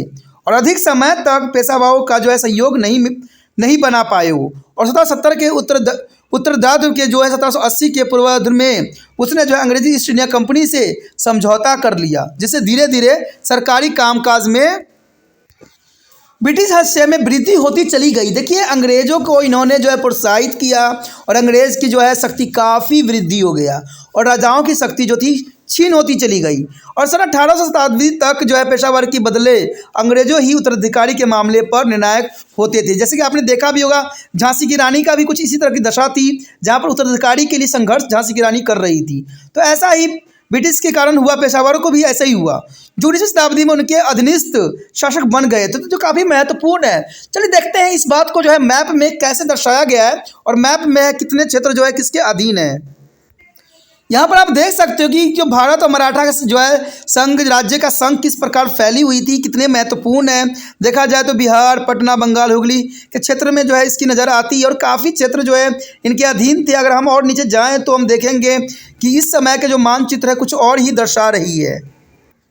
इस मैप में आप देख सकते हो कि क्षेत्र जो थी काफ़ी विस्तृत थी और काफ़ी क्षेत्रों में जो है इनका जो है प्रभाव देखने को मिलता है, जो कि काफ़ी महत्वपूर्ण है। ये क्षेत्र काफ़ी इंपॉर्टेंट थे और कहते हैं ये काफ़ी जो समृद्ध क्षेत्र भी थे, जिन क्षेत्रों में इनका जो है अपना उदय हुआ और इन्होंने जो है विकास किया। तो ये काफ़ी महत्वपूर्ण बात रहती है। हम मैप के अंतर्गत देख के इस बात को जो है एनालिसिस कर सकते हैं। उसके पश्चात हमारे समक्ष आता है इंदौर के हलकोर। देखिए, इंदौर के हलकोर की बात करें तो उनका जो है पद तथा समृद्धि उल्लेखनीय रही। कहते आरंभ में उनके पास जो है बहुत ही कम राजनीतिक शक्ति थी। हालांकि 1730 तक उनके सरदार जो मल्हार राव होलकर ने अपनी स्थिति काफ़ी दृढ़ कर ली थी और ये चौथे संग्रह का काफ़ी बड़ा हिस्सा जो है मलबा जो है पूर्वी गुजरात तथा जो है खानदेश में प्रदान किया जाता था। और मल्हार जो है राव ने जो है इंदौर में स्वयं की सत्ता स्थापित भी की, जहां उनके उत्तराधिकारी ने मुख्य व्यापारिक मार्गों तथा जो है बुरहानपुर की प्रमुख जो है व्यापारिक केंद्र पर नियंत्रण स्थापित कर लिया था। और उसके पश्चात उसके साम्राज्य का जो है नियंत्रण उसके पुत्र की विधवा के हाथों में चला गया था, यानी उसके पुत्र के विधवा के हाथों में चला गया था। कहते हाल तो बाई जिनका शासन 1765 से 1794 तक चला, हलकोर के गौरव की शिखर तक पहुंचाया, तथापि उनके उत्तराधिकारी अगले प्रधान सिंधिया परिवार के उत्तराधिकारी के बराबर नहीं हो सके, जो काफ़ी महत्वपूर्ण है। कहते हैं विधवा यानी एक पुत्र की विधवा के हाथों में चले जाना और शासन को अच्छे से चलाना, ये भी जो है औरतों की जो है शक्ति को जो है परिचालक के रूप में यहाँ दर्शा सकता है। उसके पश्चात हमारे समक्ष आता है ग्वालियर की सिंधिया। देखिए, ग्वालियर के सिंधिया परिवार का भी काफ़ी महत्वपूर्ण योगदान है। अगर सिंधिया वंश के उत्तर भारत की राजनीति में अपना स्थान जो है पानीपत के द्वितीय युद्ध यानी 1761 के बाद के दशक में बना। कहते ये काफ़ी महत्वपूर्ण समय काल था। होलकर की भी भांति सिंधिया भी मुख्य रूप से मध्य भारत में केंद्रित थे। पहले उज्जैन तथा जो है 18वीं शताब्दी के उत्तरार्ध के बाद ग्वालियर में जो है महादाजी सिंधिया के लंबे शासनकाल में यानी 1761 से 1794 के दौरान यह वंश संगठित हुई, जो काफ़ी महत्वपूर्ण बात रखता है। कहते हैं महादाजी कुशल तथा नव परिवर्तनकारी सैन्य प्रशासक सिद्ध हुए। उन्होंने जो है अपनी सेवा में कई यूरोपीय सेनाओं को नियुक्त भी किया और 1770 के पश्चात उनकी शक्ति में अचानक काफ़ी वृद्धि भी हुई और इस अवधि के दौरान वह उत्तर भारत में अपना साम्राज्य विस्तार करने में सफल रहे, जो अफगान हमलों के उपरांत कमज़ोर हो गया था। शाह आलम के द्वितीय के शासनकाल में दरबार में उसने अपने हस्तक्षेप द्वारा प्रभाव स्थापित किया था और 1780 के मध्य में जो है मुगल बादशाह ने उसे अपने कामकाज का जो है उपशासक भी नियुक्त किया था, जो कि काफ़ी महत्वपूर्ण था। उसका प्रभाव हमें जो है न सिर्फ दिल्ली और आगरा क्षेत्र में मिलता है, बल्कि वह राजस्थान तक गुजरात तक जो है विस्तृत था तथा उसे उस युग का सबसे प्रभावशाली मराठा शासक सिद्ध करता है। ईस्ट इंडिया कंपनी के अधिकारी उससे बात करते हैं समय उसकी काफ़ी संग रहते थे, काफ़ी महत्वपूर्ण बात है। उसके जो है संबंध पेशावर नाना फडणवीस पुणे के साथ तनावों से पूर्ण थे और दुर्भाग्य से उसके उत्तराधिकारी उसके जितने जो है समक्ष नहीं हो पाए, यानी जितने में समक्ष होना उनके लिए था ही नहीं। तथा दौलत राव जो है सिंधिया जो 1794 से लेकर 1827 ईस्वी में अंग्रेज द्वारा पराजित हुआ तथा 1803 में उत्तर दक्षिण के क्षेत्रों में समर्पण करने के बाध्य हो गए। कहते हैं ऐसे बहुत से राजा जो थे अंग्रेजों के धीरे धीरे अधीन होते चले गए। इन प्रभावी नेताओं की अवधि विशेषकर महादाजी सिंधिया की मुगल पतन के बावजूद मुगल प्रतीकों के प्रभाव को दर्शाता है। उदाहरण के लिए ग्वालियर को अंग्रेजों से मुक्त कराने के पश्चात जो है महादाजी ने मुगल बादशाह द्वारा प्रदत्त क्षेत्र पर नियंत्रण का जो है पुण्य ध्यान भी रखा। साथ ही उसने मुगलों द्वारा दिए गए विशेष अधिकार और जो है अवधियाँ अथा अमीर उर आमरा और अमीर प्रमुख तथा नायब वाकी ये मुल्क उप प्रतिशासक धारण की। ऐसा करने वाला वह एकमात्र नहीं था। कहते 18वीं शताब्दी में मुगल प्रभुता को पूर्णतः कराने वाले उदाहरण विरल ही है। मुगल पतन के बावजूद भी जो है मुगल सम्मान तथा उपाधियां प्रदान करने का सिलसिला तथा मुगल प्रशासित शब्दवाली तथा वित्तीय प्रणाली का प्रचलन निरंतर होता ही रहा। और ये काफ़ी महत्वपूर्ण था कि उसके बाद अंग्रेज़ों का जो है अधिकार हो गया। अंग्रेज़ों ने अपने जो है इन सबको जो है कठपुतली की तरह जो है करने लग गए, जो कि काफ़ी महत्वपूर्ण है। और इसके बाद जो है इनकी पतन हो जाना स्वाभाविक बात ही रहा। यहाँ पर जो हमारे समक्ष आया है अवध के नवाब के रूप में। देखिए अवध के नवाब हुए बहुत काफ़ी महत्वपूर्ण है कि नवाब जो है अवध के नवाब का क्या खासियत था और किस प्रकार जो है इन्होंने अपने सूबे पे जो है महत्वाकांक्षा को जो है सरपान किया। यानी अवध के मुगल सूबों में कमजोरियां केंद्रीय नियंत्रण के रहते क्षेत्रीय शासक सादर खान बुरहान उल की महत्वाकांक्षा को जो है जगत कर दिया, यानी जागृत कर दिया। तो इसमें जर्नल सी बात है, जैसे हमने बात भी किया था, अगर सेंटर के गवर्नमेंट अगर कमज़ोर हो तो सूबे का जो व्यक्ति होते हैं वो जर्नल सी बात है कि अपनी प्रभुता स्थापित कर लेती हैं। यही बात यहाँ पर भी हुआ कि अवध के मुगल सूबे में कमजोरी केंद्रीय नियंत्रण के रहते अपने क्षेत्रीय शासक सादर खान बुरहान उल मुल्क की महत्वाकांक्षा को जागृत कर दी और जो है सादर खान ने स्थानीय जमींदारों के अनुशासित किया। यानी इन्होंने अपने जमींदारों क्षेत्रों को जो है अनुशासित किया तथा उच्च वेतन, उच्च शस्त्र सज्जित तथा उच्च प्रशिक्षित सेना का भी आकार दिया। यानी देखा जाए तो धीरे धीरे इन्होंने जो है सेना का भी जो है एक नया रूप प्रदान किया। कहते 1739 में अपनी मृत्यु से पूर्व ही सदर खान ने क्षेत्रीय प्रमुख के पद को जो है वंशागत बना दिया। यानी वंशागत का अर्थ यही होता है कि पिता का बाद पुत्र जो है उस पद पे आश्रित होगा, जो कि यहाँ पर जो है अपनी मृत्यु के पहले ही जो है यहाँ सदर खान ने इसको वंशागत बना दिया। उसके उत्तराधिकारियों में जो है सफदर जंग तथा अफजल उद दौला ने उस सिर्फ उत्तर भारत की राजनीति में अहम भूमिका निभाई, बल्कि अवध की नवाबी को भी प्रशासनिक स्थिरता को प्रदान किया। कहते योग्य शासक होता है तो जरूर जो है प्रशासनिक स्थिरता देखने को मिलता है।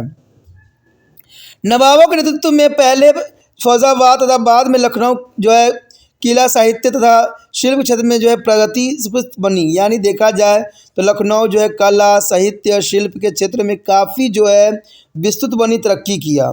इमामबाड़ा तथा अन्य भवनों में क्षेत्रीय तंत्र कला की झलक भी हमें प्राप्त होती है, जो कि काफ़ी महत्वपूर्ण है और ये ज़रूरी भी है। कहते संस्कृति सामंजस्य के परिणाम स्वरूप कथक नृत्य जैसी शैली का उद्भव भी हमें देखने को मिलता है। तो इसमें कोई दो राय नहीं है कि यहाँ पर देखा जाए संस्कृति सामंजस्य के परिणाम स्वरूप कथक का भी यहाँ पर जो है काफ़ी स्टेबलेट हुआ। यानी ये बात साफ हो गया कि सदर खान ने अपनी मृत्यु के पहले ही उसने वंशागत जो है राज्य शासन को बना दिया और उसके बाद जो है यहाँ पर उसके वंशजों ने ही जो है यहाँ पर राज्य किया। तो काफ़ी महत्वपूर्ण रहता है अवध के लिए। और यहाँ पर कहते हैं एक और भी इम्पोर्टेंट बात है अवध के लिए, जो कथक नृत्य होती है वो अवध का ही देन है। तो देखिए ये क्वेश्चन जो है यूपीएससी एग्ज़ाम के अंतर्गत पूछा जा सकता है कि अवध जो है किस राज्य का जो है देन है। तो याद रखना कथक नृत्य जो होती है अवध के नवाबों के रिगार्डिंग वहाँ पर ये जो है स्टेबलेट हुई थी। तो ये सारी बातें महत्वपूर्ण रहता है। कहते हैं ऐसे ही क्वेश्चन एग्ज़ाम में पूछे जाते हैं और हम जो है यहाँ वहाँ भटक रहे होते हैं। तो चलिए ये तो आप पे डिपेंड करता है कि आप किस तरह से जो है समझना पसंद करते हो। मेरा तो सदैव एक ही विचार रहता है, अगर आपने जो है सागर में से अगर गागर भरना है तो आपको सागर को पहले देखना पड़ेगा, समझना पड़ेगा, तब जाकर उसमें से गागर भर पाएगी। और यूपीएससी एग्ज़ाम हो चाहे कोई भी कंपटीशन एग्ज़ाम हो वो तरह से सागर ही होता है। कुछ भी क्वेश्चन कहीं से भी क्वेश्चन कुछ भी क्वेश्चन उठा के वो डाल देते हैं। तो इसका अर्थ है कि आपको भी जो है इसी तरह की तैयारी करने की आवश्यकता है। आपको जो है चैप्टरों को समझने की आवश्यकता है, तभी जाके जो है आप अच्छे से एग्ज़ाम में जो है एक ही बार में जो है उसको पास कर सकोगे और अच्छे जो है जॉब प्राप्त कर सको। तो ये महत्वपूर्ण बात रखता है। मैं कभी भी आपको गलत रास्ता दिखाने की कोशिश नहीं करूँगा, क्योंकि गलत रास्ता कभी भी आपके जो है भलाई के लिए सही नहीं रहता। यदि बात यहाँ पर हम करें सिख के, जो पंजाब के जो है सिख का जो है कैसे जो है एस्टेब्लिश हुआ, तो काफ़ी महत्वपूर्ण बात आता है कि पंजाब के सूबे में जो है सिखों का कैसा जो है बोलबाला था। अगर मुग़लों ने बंदा बहादुर के नेतृत्व में सिखों का जो है दमन भी किया था। कई मायने में जो है सिखों का दमन हुआ था, वो भी बंदा बहादुर के नेतृत्व में कहते, किंतु इससे मुग़लों के प्रति सिख विद्रोह समाप्त नहीं हुए थे और 1720 से लेके 1730 ईस्वी तक के मध्य स्तर जो है सिखों की जो है गतिविधियाँ चलती रही। और कहा जाता है कि मुख्य केंद्र भी बनकर उभरा उस समय, यानी इन गतिविधियों का मुख्य केंद्र जो बनकर उभरा शायद तीर्थों का स्थान होने की वजह से, अपनी महत्ता की वजह से, यानी देखा जाए तो यह तीर्थ के स्थान भी था और जो इसकी महत्ता था, इस वजह से काफ़ी जो है इसको महत्वता दिया गया कि तत्कालीन सर्वाधिक प्रमुख सिख शासक जो है कपूर सिंह ने उसके आस पास के क्षेत्र में संचलन भी किया। उसने राष्ट्र से जो है सैन्य प्रणाली की स्थापना भी की। कुछ सिख शासकों ने स्वयं को राजनीतिक शक्ति के रूप में संगठित करना आरंभ कर दिया था उस समय, और इस गतिविधियों में लाहौर सूबे के जो है मुग़ल शासकों को इसके क्षेत्र का स्वतंत्र सत्ता का केंद्र भी बना देने के मंसूबों पर अपनी जो है फेर दिया। यानी कहते हैं सारा के सारा जो है उनको क्षेत्रों में जो है फैले हुए थे। पहले जो है अब्दुल सत्तार खान तथा बाद में उसके पुत्र जो है जकरिया खान ने नेतृत्व में स्थापित करने के नेतृत्व भी किए, जो कि काफ़ी महत्वपूर्ण बात रखता है। 1745 ईस्वी में जकीर खान की मृत्यु के पश्चात सिख योद्धा शासकों जैसे जय सिंह और अहलुवालिया ने जो है सत्ता में आए, जो काफ़ी महत्वपूर्ण है। 1745 में जब जकरिया खान की मृत्यु हो गया तो जय सिंह जो थे और जो जस सिंह और जो था अब्दुल्लिवालिया ने सत्ता में आके जो है काफ़ी महत्वपूर्ण योगदान दिया, और उन्होंने बाद में जो है कपूरथला राज्य की नींव भी रखी। यानी देखा जाए तो कपूरथला के नींव का रखने का श्रेय जो जाता है जय सिंह जो है अब्दुल्लिवालिया को जाता है। और कहते हैं सिख सैन्य नेताओं के जो है नेतृत्व में सैन्य क्षेत्र का विस्तार पंजाब पर अहमद शाह अब्दाली के आक्रमण के परिचय में महत्वपूर्ण विशेषताएँ थी।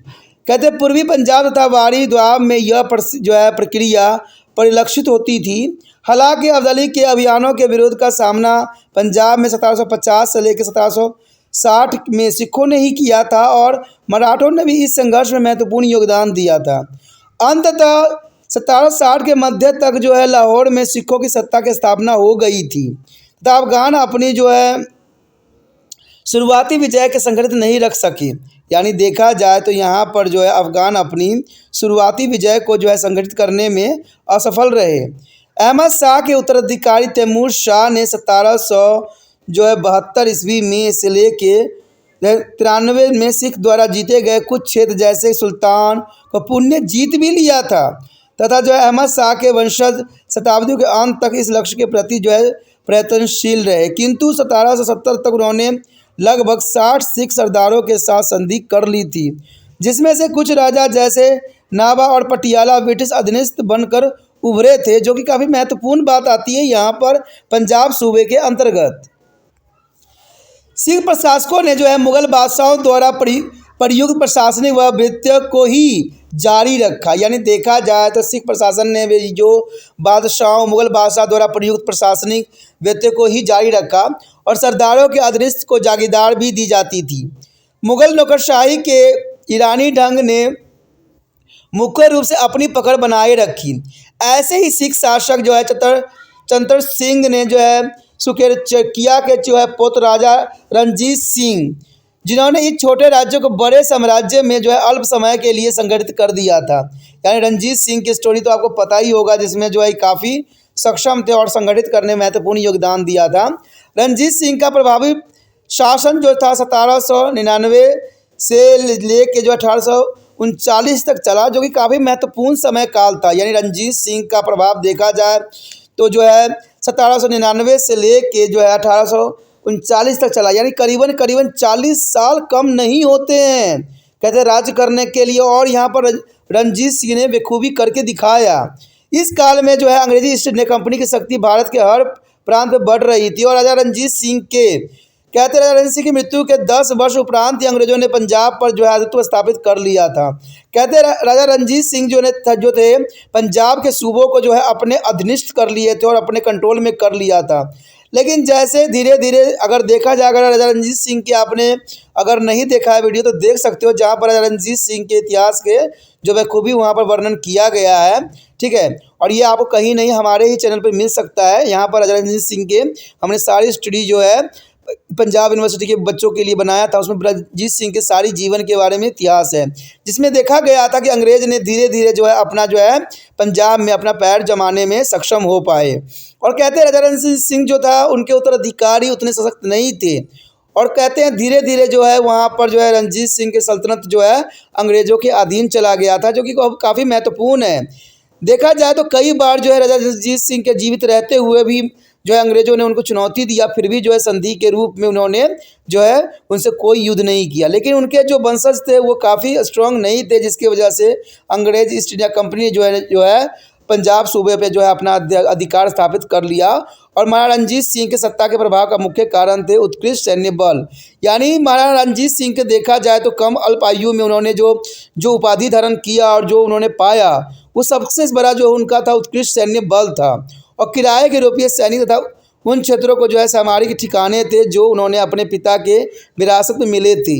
महाराजा रणजीत सिंह का शासन जो है सिखों द्वारा मुगलों के संग किए गए संघर्ष के जो है प्रकाष्ठा थी, यानी काफ़ी संघर्ष देखने को मिलता है ईस्ट इंडिया कंपनी को राजा रणजीत सिंह के अंतर्गत, तो जो कि काफ़ी महत्वपूर्ण है। और देखा जाए इनके लास्ट शासक जो थे दिलीप सिंह, वो कहते हैं ब्रिटिश भाग गए थे, उसके बाद जो है दोबारा वो आके जो है अपने धर्म को उन्होंने अपना लिया था।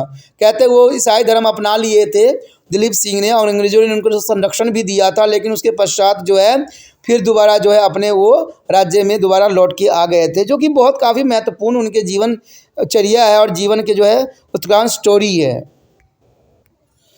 यह एक राजतंत्र शासक के रूप में देखा जाए सिद्धांतों पर आधारित शासन था, यानी देखा जाए तो ये राजतंत्र और शासन तंत्र के सिद्धांतों पर आधारित जो है राजतंत्र था। ठीक है, यानी राजा रणजीत सिंह ने जो था राजतंत्र और जो है शासन तंत्र के रूप में जो है अपने जो है शासन किया था। उन्होंने महान व्यावसायिक नगर लाहौर को भी अपनी राजधानी बनाया था, जो कि काफ़ी महत्वपूर्ण है, जिसे उन्होंने जैसे जो है 1799 में जीता था। और व्यापारिक मार्गों पर नियंत्रण स्थापित करने के उपरांत उसने राजस्व में वृद्धि के लिए जो है नमक, अनाज और कश्मीर से वस्त्रों का व्यापार पर एकाधिकार स्थापित कर लिया था। और इन आय स्रोतों का प्रयोग करके उसने जो है 40,000 जो अश्वरोही के घुड़सवार सेना के बनाने में किया। और कहते हैं सन 1809 तक जो है वह अधिकतर पंजाब का जो है निर्बाध मालिक बन गया था, जो कि काफ़ी महत्वपूर्ण है। कहते हैं 40,000 रोही और घुड़सवार सेना को बनाने में कहते राजा रणजीत सिंह की बहुत ही जो है महत्वाकांक्षा को जो है उत्कृष्ट करने के लिए पर्याप्त थी, जो कि काफ़ी महत्वपूर्ण था। अगली पॉइंट की बात करें जो कि जयपुर एवं अन्य राजपूताना राज्य से संबंधित है, तो कहते हैं जयपुर के साथ हमें अन्य राजपूताना राज्य के बारे में भी जानने को मिलेगा, जो कि काफ़ी महत्वपूर्ण बात रहेगा। तो कहते हैं जयपुर व अन्य राजपूताना राज्य के विषय में अगर हम बात करें तो ये बात साफ हो जाता है कि पूर्वी राजस्थान में जयपुर पूर्व में जो है अम्बेयर यानी कछवाहा कुल द्वारा नियंत्रित राजपूत राज्य हुआ करता था। और 18वीं शताब्दी के आरंभ में शासक जय सिंह ने सवाई ने अपनी शक्ति के चहु और विस्तार के लिए कुछ कदम अवश्य उठाए थे, और ये थे पहला अगर देखा जाए तो अपने गृह क्षेत्र को जो है आसपास के क्षेत्रों में अपनी जागीरों की व्यवस्था करना आरंभ कर दिया था, जो कि काफ़ी महत्वपूर्ण थी। अगर दूसरी बात करें तो कृषि के माध्यम से जो है भू राजस्व एकत्र करना और भूमि कर के संग्रह के लिए भूमि के वे खंड प्रयुक्त होते थे जो राज्य द्वारा व्यक्तियों के किराए पर मिलती थी, जो कि धीरे धीरे स्थायी हो गया था। और सन 1743 में उसकी मृत्यु के पश्चात राजा जय सिंह ने जिसके ऊपर जयपुर नाम पड़ा, देखा जाए तो क्षेत्र का एकमात्र सर्वशक्तिमान शासक बनकर उभरा। अब देखिए यूपीएससी एग्जाम के अंतर्गत क्वेश्चन आ जाता है कि जो है जयपुर के नाम किस राजा के कारण पड़ा, तो आपको समझ होना चाहिए कि राजा जय सिंह के नाम से जो है जयपुर नाम पड़ा। राजा जय सिंह के कारण जो है जयपुर का नाम पड़ा। अधिकतर राजपूत राज्य छोटे झगड़ों तथा संघर्षों में आपस में ही उलझे रहते थे, और मरवाड़ा का जो है अजीत सिंह अपने पुत्र द्वारा ही मारा गया था, जो कि बहुत काफ़ी इंपॉर्टेंट बात आता है। मरवाड़ा का जो अजीत सिंह अपने पुत्र द्वारा ही मारा गया था, जो कि काफ़ी महत्वपूर्णता को जो है उजागर करता है। सन 1750 में जो है भरतपुर के जाट शासक सूरजमल ने राजा जयसिंह की ही भांति मुगल राष्ट्रीय शासन की जो है परिवर्तित पद्धति अपने क्षेत्र में लागू किया था। देखिए काफ़ी महत्वपूर्ण बात है कि एक राजा को देख के दूसरा राजा जो है उसी प्रकार करने की कोशिश करता है, और ये बात यहाँ पर साबित हो जाता है कि 1750 में भरतपुर के जाट शासक सूरजमल ने राजा जयसिंह की भांति मुगलों के राष्ट्रीय प्रशासन के परिवर्तन की पद्धति अपने लागू किया था। हालांकि इस समय तक जयपुर राज्य के भविष्य पर प्रश्न चिन्ह लग चुके थे और मराठों ने बढ़ती चुनौती को चलते जो है छोटी अवधि के राष्ट्रीय पाने के लिए साधन भी अपनाए गए थे। और इसी समय 1750 तथा 60 के मध्य फसलों की नाकामी ने पहले से ही दुर्बल कृषि की और भी बुरी तरह से प्रभावित किया। कहते हैं कि अगर फसलों की नाकामयाबी होती है तो हर एक क्षेत्र को जो है काफ़ी इफेक्ट देता है। अगर 18वीं शताब्दी के उदरास इस प्रकार की जो है आर्थिक मंदी तथा जयपुर की राजनीतिक शक्ति के पतन के लिए माना जाना जाता है, और इस अवधि के दौरान जो है जयपुर मराठे विशेषकर जो है महादाजी सिंधिया के लिए बहुत ही महत्वपूर्ण लक्ष्य बन गया था, जो कि काफ़ी महत्वपूर्ण है। ये बात काफ़ी ज़रूरी है कि इस अवधि के दौरान जयपुर मराठे विशेषकर जो महादाजी सिंधिया के लिए बहुत ही महत्वपूर्ण लक्ष्य बना दिया था। ऊपर वर्णित सभी राज्य जो है सिवाय मराठे के भूमि से जुड़े हुए थे, और इसका अर्थ यह नहीं है कि इसके व्यवहार में व्यापार का कोई स्थान नहीं था। रणजीत सिंह का शासन मुख्यतः व्यापार पर ही निर्भर था। यानी देखा जाए तो राजा रणजीत सिंह जो पंजाब सूबे का जो है सम्राट था, मालिक था, उसका देखा जाए तो सारे के सारे जो निर्भरता थी वो व्यापार पर ही निर्भर था। हालांकि समुद्र तक पहुंचने के साधनों के अभाव ने राजाओं के पहुंचने की गति नहीं होने में वृद्धि की थी, विशेषकर उस युग में जब ईस्ट इंडिया कंपनी जो कि मुख्य शक्ति थी खुद आरंभ में एक समुद्री व्यापारी थे। यानी देखा जाए तो यहाँ पर रणजीत सिंह जो थे व्यापार में अपना जो है वर्चस्व स्थापित करना चाहते थे, और व्यापार के रूप में आपको पता ही होगा कि ईस्ट इंडिया कंपनी जो है भारत में आगमन हुआ, यानी फर्स्ट जो था वास्को डी गामा का जो है आगमन हुआ, जो कि व्यापारी करने के ही मकसद से भारत में प्रवेश किया था। यहाँ पर अगर हम बात करें दक्षिण भारत में राजनीति, देखिए दक्षिण भारत में राजनीति की बात करें तो मशहूर सबसे इम्पोर्टेंट होता है कर्नाटका और केरल, काफ़ी महत्वपूर्ण क्षेत्र देखने को मिलता है। कहते हैं अगर भारत में राजनीति के अगर बारे में जानना है तो ये क्षेत्र जो है काफ़ी महत्वपूर्ण है, दक्षिणी क्षेत्र। तो उत्तर भारत में तो इसकी देखा ही गया है कि बहुत अच्छा था प्रभाव, लेकिन दक्षिण भारत में जानना काफ़ी दिलचस्प रहेगा।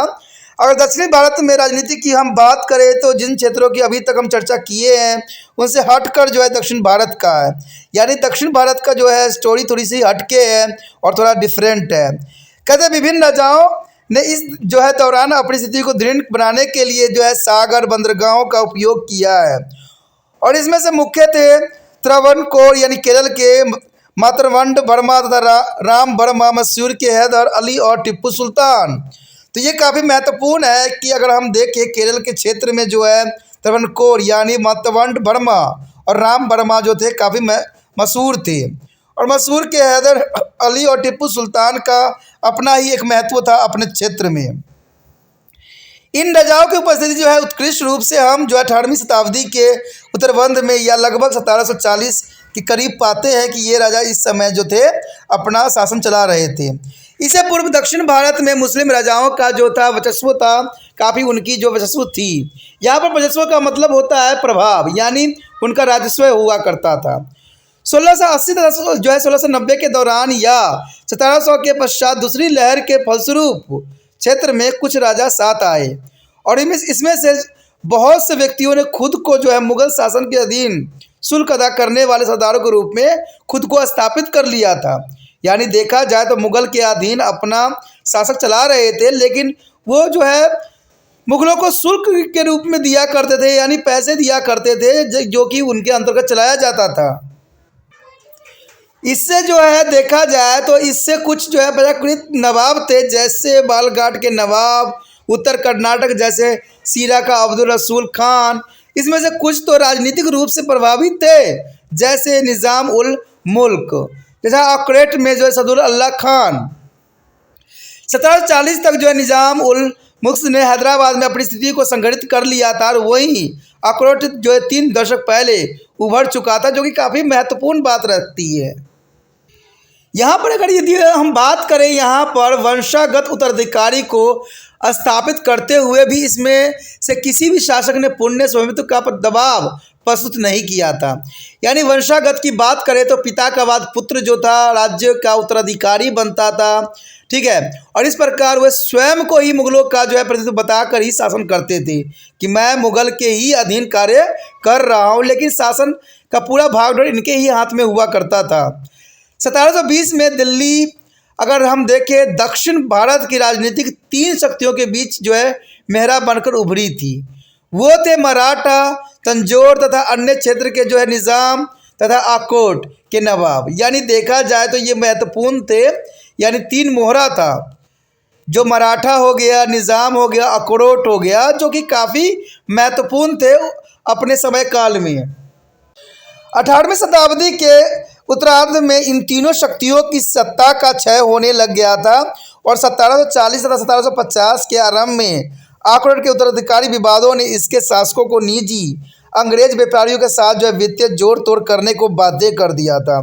यानी देखा जाए तो कमज़ोर होने के कारण जो है अंग्रेज ने इनको तोड़ जोड़ करके जो है राज्य चलाने के लिए विवश कर दिया, क्योंकि युद्ध के खर्चों के लिए इन्हें धन की आवश्यकता हुआ करती थी और ये धन की आवश्यकता जो है अंग्रेज ही पूरा कर सकते थे। 1750 में अपने शासक श्रीनिवास उल मुल्क की मृत्यु के पश्चात हैदराबाद भी पतन की राह पर चल पड़ा था। यानी देखा जाए तो उनके कोई भी वंशज जो थे इतने सशक्त नहीं थे कि हैदराबाद को जो है अपने अंदर कर सके। इसीलिए निज़ाम उल मुल्क के मृत्यु के पश्चात जो था हैदराबाद पतन की राह पर चल पड़ा था। तटीय जिलों से शीघ्र ही नियंत्रण समाप्त होता चला गया था और राज्य की जनसंख्या बहुत ही कम हो गई थी तथा भूमि से जुड़ी मशीनरी तथा खुला जो बाहरी समर्थन भी था और इस काल के राजतंत्र में व्यापार का नियंत्रण भी अत्यंत संवेदनशील हो चला था, क्योंकि इस समय अंग्रेजों का राज भी था। कहते थोड़ा सा नज़र हटता था कि दुर्घटना घट जाती थी। यानी देखा जाए कि अगर राजा का जो है राजतंत्र से ध्यान थोड़ा भी भटकता था तो अंग्रेज जो होते थे इतने संवेदनशील होते थे कि 2 मिनट में जो है अपना पूरा जो है आधिपत्य स्थापित करने में सक्षम हुआ करते थे। उसके पश्चात हमारे समक्ष आता है त्रावणकोर राज्य। देखिए त्रावणकोर राज्य जो कि काफ़ी महत्वपूर्ण था, इसके विषय में जानना काफ़ी रोचक रहेगा। मराठा शासक जो है मात्र वर्मा जो है 1729 से लेके जो है 58 में जो है नेवाद त्रावणकोर जो है केरल राज्य के संचालन में 3 संवैधानिक जो है पद्धतियों का उपयोग किया। यानी 3 सिद्धांत जो थे काफ़ी महत्वपूर्ण थे, जो कि वेनाद यानी त्रावणकोर के नाम से जाना जाता है। उसमें जो थे राजा ने अपनी वैधता दृढ़ करने के लिए कुछ उपायों का शुरुआत की जो कि महत्वपूर्ण था। पहला तो ये था कि उसने उसके द्वारा 5000 की शक्ति वाली जो है वास्तविक सेना का गठन किया था। यानी 5000 शक्ति वाले वास्तविक सेना का गठन करना संभवतः बहुत ही दुष्कर्म कार्य था। दूसरी बात देखा जाए तो नयार्स अभिजात वर्ग की शक्ति को कम करना, जिस पर क्षेत्रीय सैन्य रूप से निर्भर था। अगर तीसरी बात की हम बात करें था कृत जो त्रावणकोर रेखा पर अपने राज्य की जो है उत्तरी सीमा को जो है किलाबंदी करना, ये भी महत्वपूर्णता में से एक थी। और इस शासक की एक नीति जो थी सीरिया ईसाइयों को संरक्षण देने की भी थी, जो कि उस क्षेत्र की प्रभावी व्यापारिक शक्ति हुआ करती थी, जिससे कि व्यापार में यूरोपीय वर्चस्व कम हो सके। मुख्य वस्तु जो हालांकि काली मिर्च थी उस समय के लिए, यानी देखा जाए तो काली मिर्च जो थी मुख्य वस्तु थे, जिसके वजह से जो है भारत जो है गुलामी की जंजीरों में जकड़ा था। किंतु उस शाही एकाधिकार के अंतर्गत अन्य कई वस्तु आती थी। यानी काली मिर्च तो थी ही थी, लेकिन अगर हम शाही बात करें शाही एकाधिकार की तो उसके कई अन्य वस्तु भी आती थी जिनका व्यापार करने के लिए जो था आज्ञा पत्र की आवश्यकता हुआ करता था।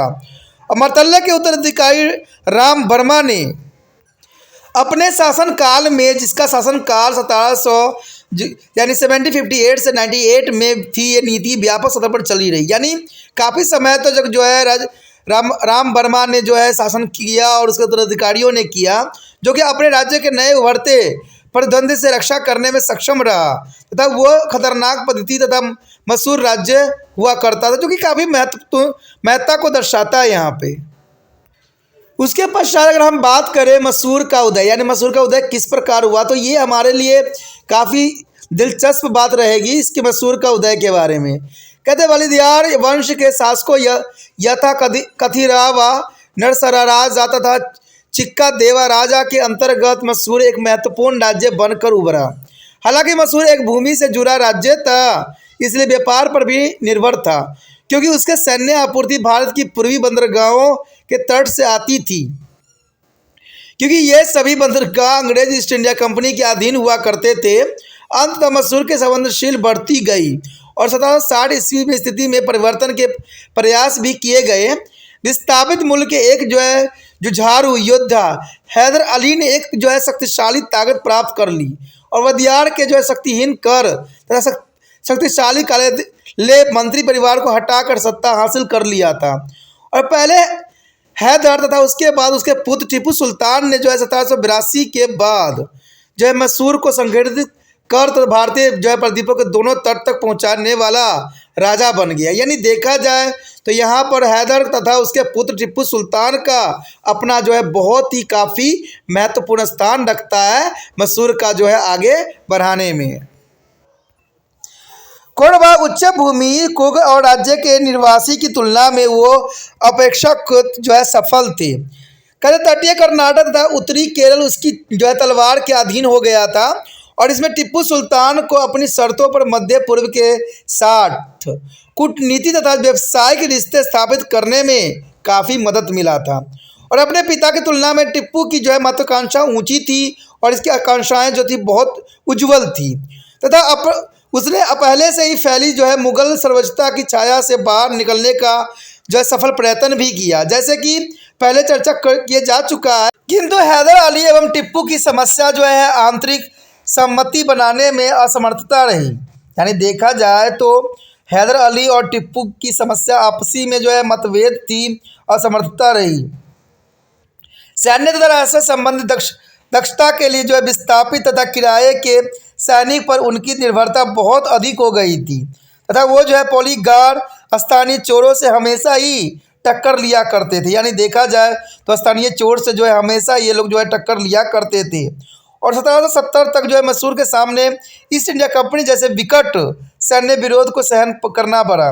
यानी इस समय देखा जाए 1770 के आसपास मैसूर में ईस्ट इंडिया कंपनी अपनी पैर बना लिया था, जिन्होंने उसे चैन से नहीं जीने दिया, यानी चैन से नहीं लेने दिया। और ये अंग्रेज ही थे जिन्होंने मैसूर को उपजाऊ क्षेत्र में नहीं पहुंचने दिया तथा भारत के पूर्वी बंदरगाह करोमंडल के मैदान से पहले रोक दिया गया। अंततः देखा जाए तो 1799 में अंग्रेज ने सेना द्वारा टिप्पू का अंत भी हो गया। यानी अंग्रेजों ने 1799 में टिप्पू सुल्तान को युद्ध में वध कर दिया, जिसके साथ ही मैसूर का इम्पोर्टेंट राजा हुआ करता था उसका अंत हो गया। यदि अगला पॉइंट की हम बात करें तो महत्वपूर्ण रहेगा कि 8वीं शताब्दी में भारत में अर्थव्यवस्था की क्या कंडीशन थी। देखिए ये जानना हमारे लिए बहुत दिलचस्प और रोचक रहेगा कि 8वीं शताब्दी में भारत में अर्थव्यवस्था की क्या कंडीशन थी और इससे क्या बेनिफिट था। तो यहाँ पर देखा जाए तो 18वीं शताब्दी अतीत तथा भविष्य की अच्छी आर्थिक निरंतरता की तुलना में कई अच्छा प्रदर्शन नहीं कर सका। यानी 8वीं शताब्दी में देखा जाए तो अर्थव्यवस्था का प्रदर्शन था जैसा सोचा गया था वैसा नहीं देखने को मिला। यह काल भारत में अत्यधिक राजनीतिक खलबली का दौर था, जिसमें पहले तो राज्य का निर्माण होता था तथा अगले ही पल वह विघटित भी हो जाती थी। कारण क्या था कि हर एक व्यक्ति की अपनी महत्वाकांक्षा बन गई थी और हर कोई अलग अलग षड्यंत्र रचा करते थे, जिसके वजह से विघटित होना स्वाभाविक बात था और अर्थव्यवस्था थोड़ी तहस नहस हो गई थी। व्यवस्थाओं में अस्थिरता अपने चरम पर थी और यह भी निर्विवाद है कि सैन्य अभियानों के विस्थापन को बढ़ावा भी काफ़ी मिला। यानी सैन्य अभियान को काफ़ी बढ़ावा मिला और सिंचाई के जलाशयों का विध्वंस और पशुधन का जबरन, संपत्ति हरण और जनता का बालत निष्कर्षण तथा उसके बाद के युद्धों में किसी से भी छिपा नहीं था। और इस सब ने आर्थिक स्थिरता पर हानिकारक प्रभाव डाला तथा प्रगति की राह में अनगिनत रोड़े अटका दिए। यानी देखा जाए तो 18वीं शताब्दी में अर्थव्यवस्था थी वो खलबली का जैसा था। यानी राजनीति में खलबली थी तो अर्थव्यवस्था में भी खलबली देखने को मिला। और कहते हैं इस समय सारे प्रगति के रास्ते को रोले अटका दिए, यानी पत्थर डाल दिए और ये सबसे बड़ा रुकावट मानी जा सकती है। यदि दिल्ली के नज़रिए से देखें तो निश्चित ही 18वीं जो शताब्दी एक अंधेरा युग था, यानी 18वीं शताब्दी जो थी एक अंधेरा युग के समान माना जा सकता है। नादिर शाह, फिर अहमद शाह तथा अंततः रोहिल्ला जो कि 1761 से 1771 तक दिल्ली पर जो है नियंत्रण स्थापित करने वाले के आक्रमणों से दिल्ली को एक निरंतर जो है ध्वंस की ओर धकेला। भारत के अन्य क्षेत्र के शायद ही इस दौर से कभी गुजरना पड़ा हो, चाहे वो त्रिवेंद्रम, पुणे और पटना अथवा जयपुर क्यों न हो। इस युग में राजनीतिक विकेंद्रीकरण होने के कारण आर्थिक परिवर्तन का भी दौर चला, जिसके कारण दिल्ली तथा आगरा के अनुभवों को इस संबंध में व्यापक रूप नहीं मिल सका। तो काफ़ी महत्वपूर्ण बात आता है कि कहते 18वीं शताब्दी में जो है पूरे देश में जो है शताब्दियों में अंधेरे का युग माना जा सकता है, क्योंकि यहाँ पर जो राजनीतिक जो उथल पुथल हो रही थी, इसका प्रभाव जो है सबसे अधिक जो पड़ी वो राजनीति के अर्थव्यवस्था के साथ जुड़ गया, यानी इकोनॉमिक्स अर्थव्यवस्था पर जो है बहुत काफ़ी गहरा प्रभाव देखने को मिला हमें 18वीं शताब्दी में। और इसका कारण यही था कि सल्तनत का जो है उलट पलट होना इसका सबसे बड़ा कारण बना। हालांकि विभिन्न क्षेत्रों की परिस्थितियां एक सी नहीं थी, यानी देखा जाए तो ये बेशक 18वीं शताब्दी उलटफेर की स्थिति मानी जाती है, लेकिन ये कंडीशन हर एक क्षेत्र में विद्यमान नहीं थी, यानी हर क्षेत्र में ये नहीं पाया गया। कहते हैं कुछ क्षेत्रों में जो 18वीं शताब्दी में प्रथम से विस्तार देखने को मिला, जैसे बंगाल के ले जयपुर और जो है हैदराबाद काफ़ी विस्तृत थी और काफ़ी जो है फला फूला, जबकि कुछ में यह देर से जो है प्रविष्ट हुआ, जैसे त्रावणकोर, मैसूर, पंजाब। आर्थिक समृद्धि तथा पतन का कोई भी अकेला अनुक्रम उस युग के भारत के हर क्षेत्र के लिए उचित नहीं हो सकता, यानी देखा जाए तो ये किसी क्षेत्र में जो है नहीं था, यानी कुछ क्षेत्र में थे, कुछ क्षेत्र में नहीं थे। हालांकि कुछ कमजोरियों तथा अंत विरोधियों के बावजूद 18वीं शताब्दी में कृषि के क्षेत्र में अच्छा प्रदर्शन हमें देखने को मिलता है। साथ ही अंतर्देशीय व्यापार तथा शहरीकरण भी फले फूले इस समय, यानी शहरीकरण भी काफ़ी फला फूला। हालांकि उत्तर भारत, पंजाब कुछ हिस्सों में अंतर्राज्यीय संघर्ष की वजह से कृषि में पतन की स्थिति देखी गई। भूमि तथा श्रम के अनुभव तथा प्रबंधन ने कृषि तरीकों तथा तकनीकी कमी को पूरा करने में कुछ हद तक जरूर सफलता इस समय पा ली थी। यानी 18वीं शताब्दी देखा जाए जहां उथल पुथल के समय काल थी, वहां पर कृषि में भी कुछ जो है कदम देखने को मिला, कुछ जो है प्रगति देखने को मिला। तकसीम के आंकड़ों का उपयोग कर आईने अकबरी से तुलना कर देखें तो यह सिद्ध होता है कि सिंचाई योग्य भूमि का अभाव नहीं बल्कि शांति तथा श्रम की अभाव था उस समय। यह आईने अकबरी में साफ सारी बातों को जो है विस्तार पूर्वक चर्चा किया गया है कि उस समय भूमि की अभाव नहीं थी, या भूमि की सिंचाई का अभाव नहीं था, या उपयोगिता का अभाव नहीं था, बल्कि शांति तथा श्रम का अभाव था, जिसके परिणाम स्वरूप कृषि के क्षेत्र में पतन हुआ तथा कृषि मूल्य के उतार चढ़ाव के कारण जो है अनिश्चितता आई।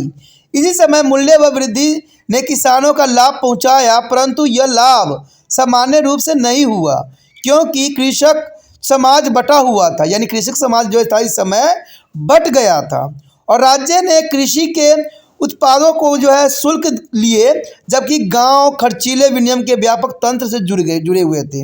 यानी देखा जाए जहां पर खर्च कम होना चाहिए वो जो था खर्च से जुड़ गया, यानी गांव जो थे खर्चीले विनिमय के व्यापक तंत्र से जुड़े हुए थे। यह भी उल्लेखनीय है कि 1702 से लेकर 1704 के मध्य दक्षिण भारत में संकट के बादल के बावजूद 18वीं शताब्दी के प्रथम 7 दशकों में भारत जो था भुखमरी जैसे आपदा से बचा रहा। तो ये काफ़ी महत्वपूर्ण है कि भारत में भुखमरी जैसे आपदा जो थी नहीं हुई, तो ये काफ़ी इंपॉर्टेंट बात रखता है।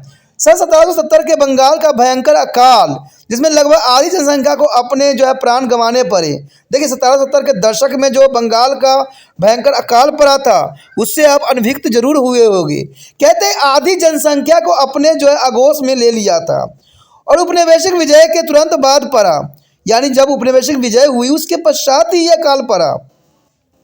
और इसके तुरंत बाद 1783 में उत्तर भारत अकाल की जो है त्रासदी झेलनी पड़ी, यानी 1783 में जो है उत्तर भारत को अकाल की त्रासदी को जो है काफ़ी मानने में झेलना पड़ा, और कुल मिलाकर एक अनुकूल भूमि श्रम अनुपात ने किसानों को गतिशीलता बनाया तथा भूमि के नियंत्रणों के साथ जाति श्रम को जो है समुचित शर्तों पर जो है कार्य दिलाया। यानी जाति श्रम उस समय विकसित हो गई थी, जो कि काफ़ी यहाँ बात इंपॉर्टेंट रखता है। किंतु उत्तर भारत में राष्ट्र की बढ़ती मांग ने किसानों के कल्याण को एक नियमित प्रक्रिया बना दिया। देखिए सबसे बड़ा इफेक्ट जो बड़ा राजस्व की मांग, कहते हैं जैसे जैसे राजाएं युद्ध किया करते थे, उनके विघटन होते थे, और राजस्व जो थे बढ़ाते चले जा रहे थे, जिसके वजह से किसान जो है पलायन कर गए। वो नियंत्रित प्रक्रिया बना दिया, यानी पलायन वहाँ से चले जाना ही उन्होंने अपना जो है जीवन का जो है उद्धार समझा। एक तरफ कुछ गाँव के प्रधानों ने राजस्व कृषि की अनुवांशिक संपदा बना दिया, वही अन्य शक्तिशाली क्षेत्रीय शासकों जैसे कि टिप्पू सुल्तान मसूर से अधिक राजस्व इकट्ठा किया। तो देखिए कहते हैं कि कुछ भी हो, इसमें आम जनता आम किसान ही जो है पिसते हैं। बड़े बड़े राजा राजाओं तो आके यहाँ पर लगा देते हैं, अपनी मनमानी कर जाते हैं, लेकिन भूखे तो मरते हैं वो लोग जो अन्न को उपजाते हैं। तो ये बहुत काफ़ी महत्वपूर्ण बात है और बहुत ज़रूरी भी है। कहते हैं सरकार तो अपना कार्य होती है वो करती चली जाती है, लेकिन वो कभी जनता की भलाई नहीं देखती है कि आम जनता का इस पर क्या प्रभाव पड़ेगा। वो तो सिर्फ अपना नाम करने के लिए हर संभव कोशिश करती है, और यही बात उस समय भी हुई। 18वीं शताब्दी में जनसंख्या और उत्पादन मूल्य तथा निरंतर मजदूरी साधारण रूप से उन्नति पर थी। उस समय खंडित राजनीति ने अनाज वस्त्र तथा पशुओं के समृद्धि अंतर्देशीय व्यापार के विकास को काफ़ी हानि नहीं पहुंचाई, यानी जो है विकास को हानि इसमें नहीं पहुंचाया। देखा जाए तो इसमें राजनीतिक ने अनाज वस्त्र और पशुओं के जो समृद्धि अंतर्राष्ट्रीय व्यापार के विकास को कोई भी हानि नहीं पहुंचाया।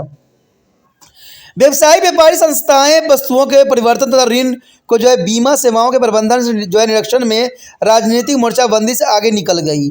यानी आपने देखा होगा कि जो उस समय जो था अकबर का टाइम, उस समय जो होता था बीमा सुविधा भी उपलब्ध थी, जो कि काफ़ी महत्वपूर्ण था।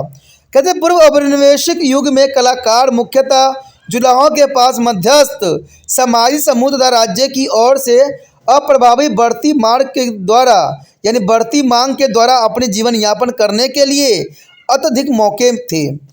यहाँ तक कि घुसपैठ करने वाले राज्य जैसे कि 18वीं शताब्दी के उत्तरार्ध में मसूर ने भी मध्यस्थ पर भी आक्रमण किए थे, और श्रमिकों पर भी, श्रमिक पर नहीं। यानी देखा जाए तो मध्यस्थ पर उन्होंने काफ़ी आक्रमण किया था 18वीं शताब्दी में मसूर के राजा ने, लेकिन श्रमिकों को काफ़ी राहत दी थी। बंगाल तथा मद्रास से प्राप्त सबूत इस ओर इशारा करते हैं कि शहरी श्रमिकों की हालत आरंभिक औपनिवेशिक काल में पूर्व औपनिवेशिक काल की तुलना में बहुत काफ़ी खराब हो चुकी थी, जबकि अंतर्राष्ट्रीय व्यापार प्रगति पर उस समय था। वही यूरोपियों के बढ़ते प्रभाव के चलते अंतर्राष्ट्रीय व्यापार करने वाले भारतीय तथा पोतवाहकों को जो है नुकसान हो रहा था, जो कि काफ़ी महत्वपूर्ण बात आता है कि पोतवाहकों का काफ़ी इस समय नुकसान देखने को मिला। और देखा जाए तो 1720 में महान जो है गुजराती बंदरगाह सूरत शहर ने अपनी महत्ता को खो दिया। यानी देखा जाए तो जो है सूरत जो जिस कारण जाना जाता था, उसकी महत्ता जो थी बहुत काफ़ी धुंधली पड़ गई थी। तो ये काफ़ी महत्वपूर्ण है कि कोई अपना जो है वास्तविकता खोता है तो उसकी कोई पहचान नहीं रह जाती है। 18वीं शताब्दी के अंत में पश्चिम तथा दक्षिण पूर्व एशिया दोनों ही भारतीय जो है उत्पादों की भारी मांग उत्पन्न हुई, किंतु इस समय तक अंग्रेज व्यापारी तथा पोतवाहक अपनी वर्चस्व कायम कर चुके थे।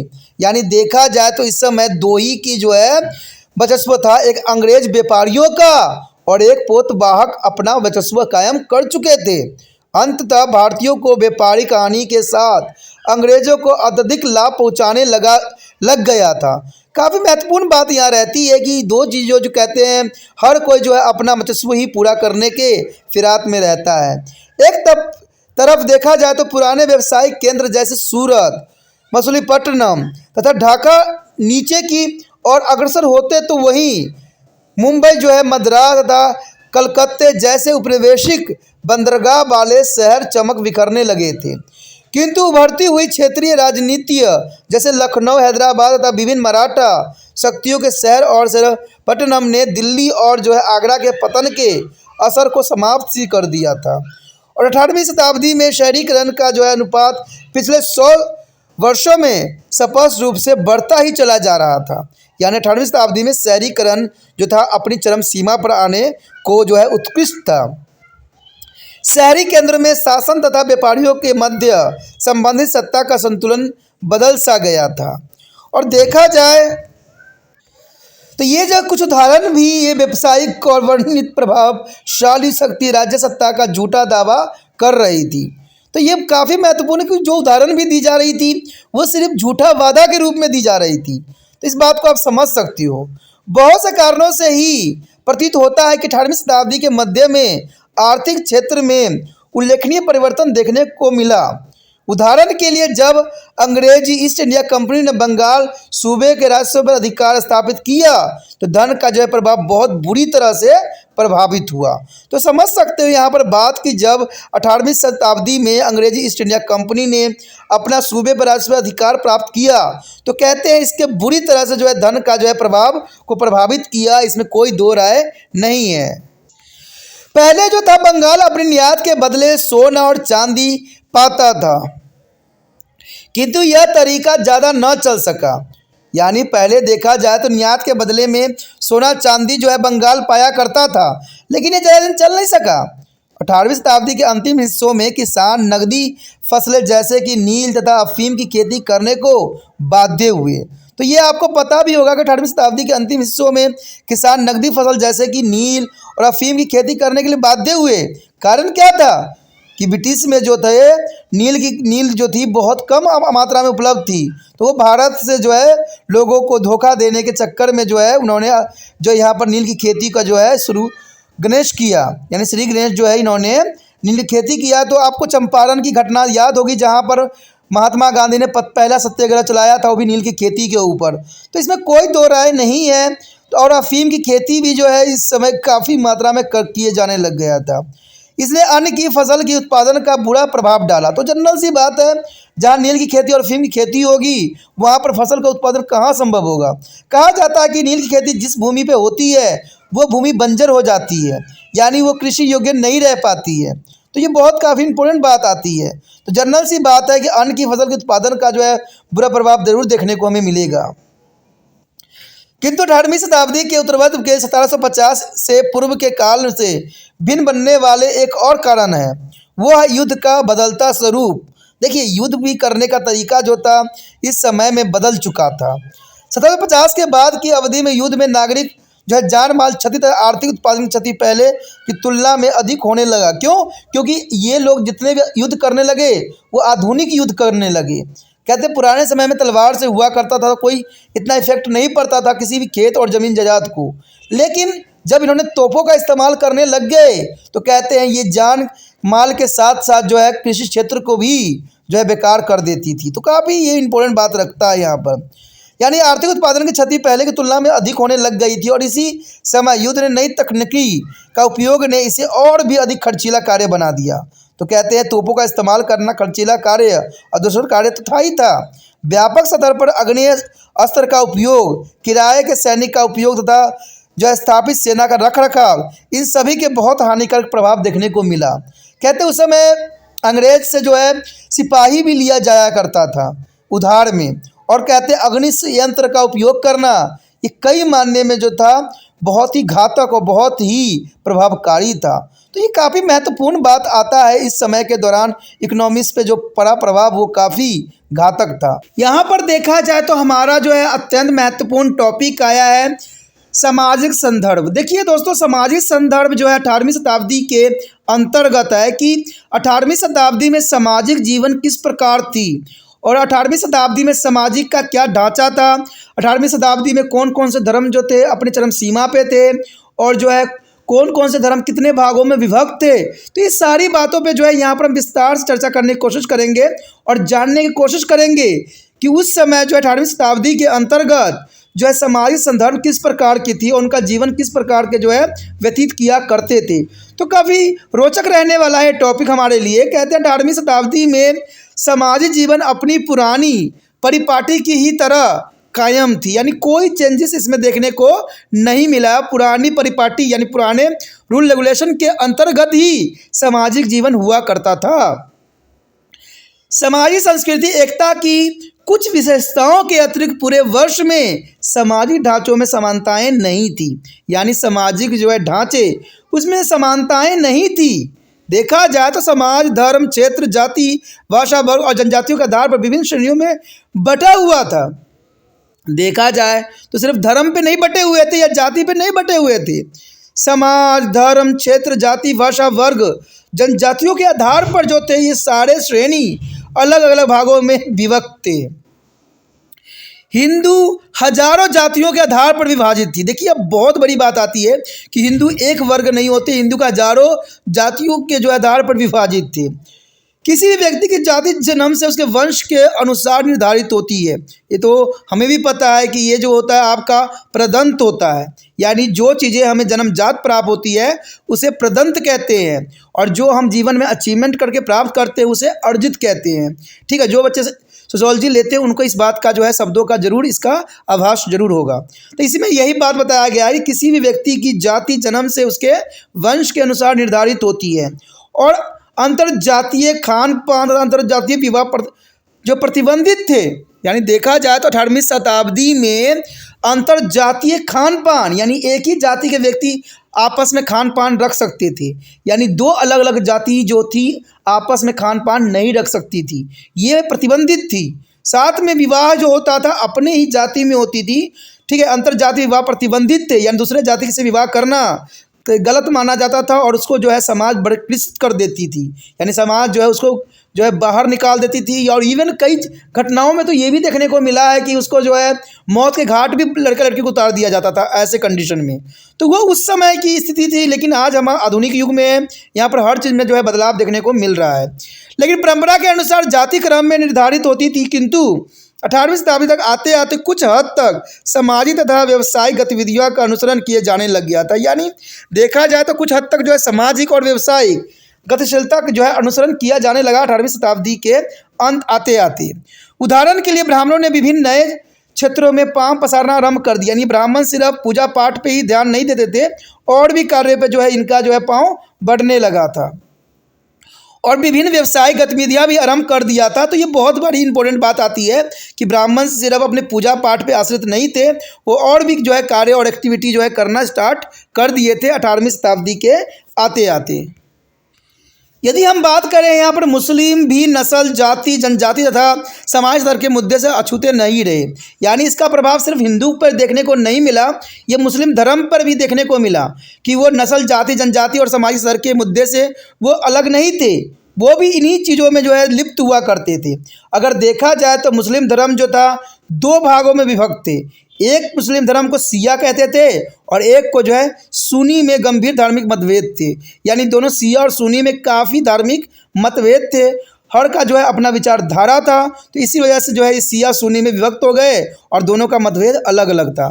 जबकि ईरानी अफगानी तथा भारत में भी धर्मांतरित मुसलमानों में भी मतभेद थे जो उन्हें एक दूसरे से पृथक खड़ा करते थे। इस्लाम में जो है धर्मांतरित हुए व्यक्ति इस्लाम में अपनी जाति के संग आए थे, और समाज के आधार धूरी परिवार था जो पितृत्वात्मक तथा सिवाय केरल के जहाँ मात्रात्मक प्रधान समाज था। देखिए समाज जो होती है दो प्रकार की होती है, तो पिता पे आश्रित होती है या मातृ समाज होती है। आज के समय आधुनिक समय में देखा जाए तो पिता का ही बोलबाला चलता है, लेकिन कई घरों में माता का भी चलता है, और उस समय जो था या तो पितृ समाज थी या मातृ समाज थी, लेकिन आधुनिक युग में दोनों ही जो है इम्पोर्टेंट रखती है। तो काफ़ी महत्व की बात यहाँ बताई गई है कि अगर देखा जाए तो पितृत्वात्मक था सिवाय केरल के जहाँ मातृत्व प्रधान समाज था, यानी सभी दूरी पे जो है पितृत्वात्मक समाज था, लेकिन केरल के क्षेत्र में जो था मात्रात्मक प्रधान समाज हुआ करता था। महिलाओं को आदर्श पुत्री पत्नी माँ बनने की अपेक्षा रखी जाती थी, यानी वही बात आ गया कि महिलाओं के साथ सदैव ही हम यही रखते हैं कि वो आदर्श पुत्री बन जाए, पत्नी बन जाए और माँ बन जाए। ठीक है, लेकिन ये बातें जो थे लड़कों पे लागू नहीं होते थे, सिर्फ लड़कियों पर ही लागू होता था कि वो आदर्श में पुत्री बन के दिखाए, पत्नी बन के दिखाए, माँ बन के दिखाए, लेकिन पुरुषों के ऊपर कोई प्रतिबंधित नहीं था, जो कि बहुत बड़ी विडंबना की बात यहाँ पर आती है। उत्तर भारत में उच्च कुल की महिलाओं में पर्दे का चलन था, यानी उच्च कुल के जो औरतें होती थी वो पर्दा किया करती थी। बाल विवाह प्रचलित थे उस समय भी, तथा विवाह दो परिवारों के बीच सामाजिक बंधन माना जाता था, यानी विवाह जो होती थी दो परिवारों का बंधन माना जाता था, उस समय भी विद्यमान थी और आज के समय भी ये विद्वान है। कहते हैं उच्च कुलों में बहुपत्नी प्रथा तथा दहेज का प्रचलन भी था, यानी उच्च कुल के लोगों में बहुपत्नी तथा यानी बहुत से पत्नी रखने की प्रथा थी। ये भी बहुत बड़ी विडंबना है कि उस समय कहते हैं एक पुरुष जो थे कई पत्नियों को रख सकते थे, जो कि बहुत बड़ी विडंबना ही देखा जा सकता है। और देखा जाए तो दहेज प्रचलन भी उस समय जो है बेखूबी देखने को मिलता है। किंतु 18वीं शताब्दी की सबसे घिनौनी रीति सती प्रथा थी तथा हिंदुओं के बीच विधवाओं की स्थिति थी। देखिए ये बहुत ही जो है बहुत ही रीति रिवाज जो है गंदे हैं, जिसको हम कुछ कह नहीं सकते। घिनौना रीति रिवाज सती प्रथा थी। सती प्रथा का अर्थ होता है कि अगर किसी के पति मर जाता था तो पत्नी को ज़बरदस्ती जो है उसके जो है बॉडी पे सुला के उसको भी जो है सती कर देते थे, जला दिया करते थे। अब देखिए किसी जिंदा व्यक्ति को जलाना ये कहाँ तक न्याय उचित था, जो भारत में पहले विद्वान था, और इसे घिनौना रीति रिवाज का ही नाम दिया गया।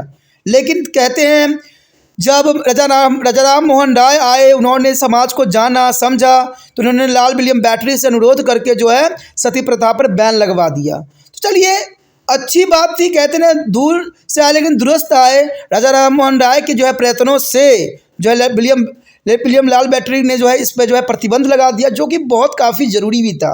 और कहते हैं उस समय जो होता था कम उम्र में लड़कियों की शादी हो जाती थी, और बाई चांस उसका पति अगर मर जाता था तो उसको भी सती कर देते थे। तो ये काफ़ी घिनौना ही प्रथा देखा जा सकता है। लेकिन कहते हैं आज का समाज इन चीज़ों से जो है दूर है। ठीक है, उस समय विधवा विवाह पर भी प्रतिबंधित था। कोई विधवा जो है अपनी जीवन नहीं जी सकती थी, या वो बचपन में विधवा क्यों ना हो गया हो या जवानी में हुआ हो, उसको जीवन भर जो है विधवा ही रह के रहना पड़ता था। ये भी बहुत बड़ी जो है दुर्भाग्यपूर्ण उस समय स्त्री की जो दशा थी। समय के अनुसार शिक्षा पद्धति ने जो है अनुकूल परिवर्तन नहीं हो पाया था। यानी देखा जाए तो ये बहुत बड़ी जो है विडंबना खड़ा होता है कि समय के अनुसार शिक्षा पद्धति में अनुकूल परिवर्तन नहीं देखने को मिला। तो ये बहुत बड़ी बात आती है कि उस समय जो है शिक्षा में कोई परिवर्तन नहीं आया। पाठ्यक्रम में साहित्य, भाषा, विधि, धर्म, दर्शन तथा तर्क के विषय को जो है सम्मिलित किया गया, किंतु भौतिक तथा प्राकृतिक विज्ञान, तकनीकी और भूगोल का अध्ययन शामिल उसमें नहीं किया गया था। यानी 18वीं शताब्दी में देखा जाए तो सिर्फ जो है साहित्य, भाषा, विधि, धर्म, दर्शन, तर्क विषय ही सम्मिलित थे, जबकि भौतिक, प्राकृतिक विज्ञान, तकनीकी और भूगोल का अध्ययन नहीं शामिल किया गया था। यानी देखा जाए तो 18वीं शताब्दी में शिक्षा जो थी पिछड़ी हुई थी। अध्ययन के जो है सैद्धांतिक तरीके से वर्चस्व की वजह से गतिशील विचारों का अभाव था। यानी उस समय जो था सैद्धांतिक तरीकों के वर्चस्व की वजह से, यानी उसकी प्रौढ़ि की वजह से, उसकी अपने आप को महानतम की वजह से जो है विचारों का अभाव था। यानी प्रगतिशील विचार उस समय प्रचलित नहीं हुआ करती थी। ये भी बहुत बड़ी विडंबना थी। आरंभिक शिक्षा का विस्तार व्यापक था। यानी आरंभिक शिक्षा का विस्तार हर जगह था, हर क्षेत्र में था, और उच्च शिक्षा का माध्यम संस्कृत तथा फारसी भाषा में होती थी। यानी देखा जाए तो 18वीं शताब्दी में भाषा का जो माध्यम था वो संस्कृति था या फारसी भाषा हुआ करता था। यद्यपि मेहनत जाति के कुलीन व्यक्तियों की शिक्षा का प्रबंधन नहीं था। यानी देखा जाए तो इसमें बहुत बड़ी विडंबना आता है कि जो महिलाएं हुआ करती थी या जो कुलीन वर्ग के व्यक्ति होते थे, यानी गरीब लोग होते थे, पुअर होते थे, उनको शिक्षा ग्रहण करने के अधिकार नहीं होता था। तो ये बहुत बड़ी बात आती है कि महिलाओं को शिक्षा से जो है अनभिक्त रखा जाता था, और जो गरीब लोग होते थे वो भी जो है शिक्षा प्राप्त नहीं कर पाते थे। तो देखा जाए तो 18वीं शताब्दी में ये बहुत बड़ी विडंबना थी, जहाँ पर शिक्षा के स्तर जो था बहुत गिरी हुई थी, इसमें शिक्षा देने का प्रावधान नहीं था। तो ये बहुत बड़ी बात आती है और बहुत ज़रूरी भी आता है। यदि हम यहाँ पर बात करें अत्यंत महत्वपूर्ण जो है टॉपिक संस्कृति, आप सोचिएगा कि संस्कृति वातावरण जो हम यहाँ पर टॉपिक कर रहे हैं आखिर किसके अंतर्गत है।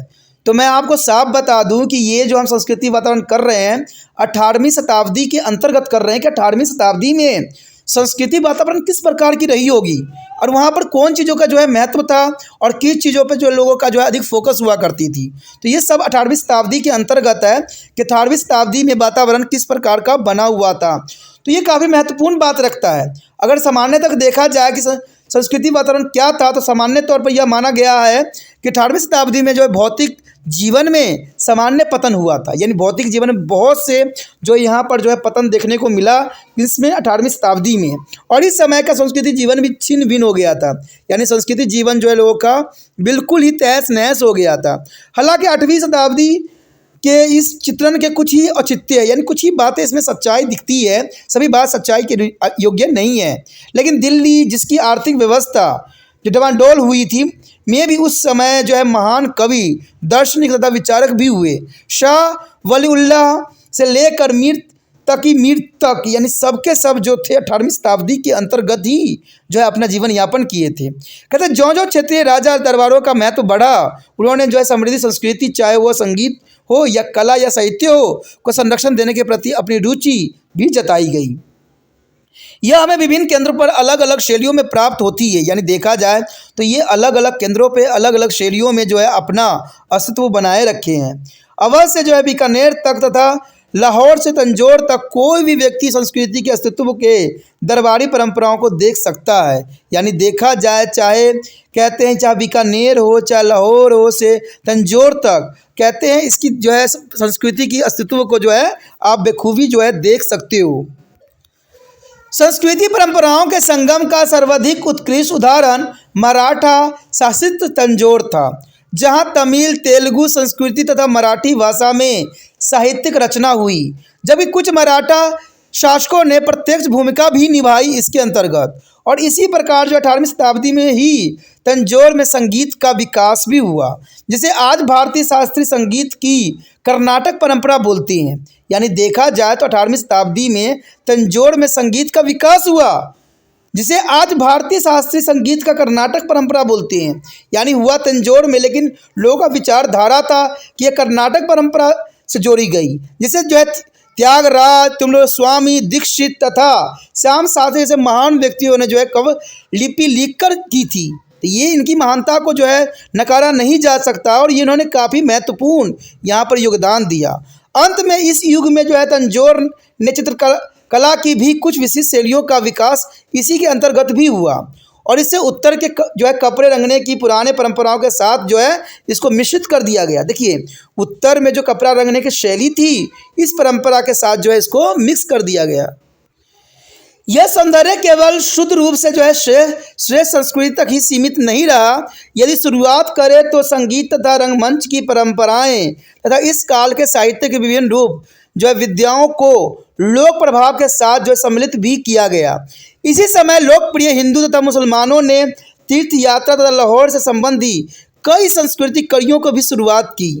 पहले की शताब्दियों में लंबी दूरी की तीर्थ यात्रा वाराणसी के मुख्य केंद्र से जो है रामेश्वरम तक बढ़ी और उत्तर जो है मुगल काल में किराए के सैनिक ले जाना तथा लिपु का जो अधिकारियों को दूसरे स्थान से लाना एक आम बात हो चली थी। तो ये काफ़ी महत्व की बात यहाँ दर्शाती है कि तीर्थ यात्रा वाराणसी के मुख्य केंद्र से रामेश्वरम तक बढ़ती थी और उत्तर मुगल काल में किराए के सैनिक ले जाना और लिपि अधिकारी को दूर स्थान लाना एक आम सी बात बन गई थी। उदाहरण के लिए 18वीं शताब्दी में हैदराबाद में उत्तर भारत में बड़ी संख्या में जो है कायस्थ राजतंत्र में नियुक्त किए गए। तो जो काफ़ी उदाहरण बहुत महत्वपूर्ण है कि हैदराबाद में उत्तर भारत की बड़ी संख्या में जो है कायस्थ राजतंत्र की नियुक्ति हुई।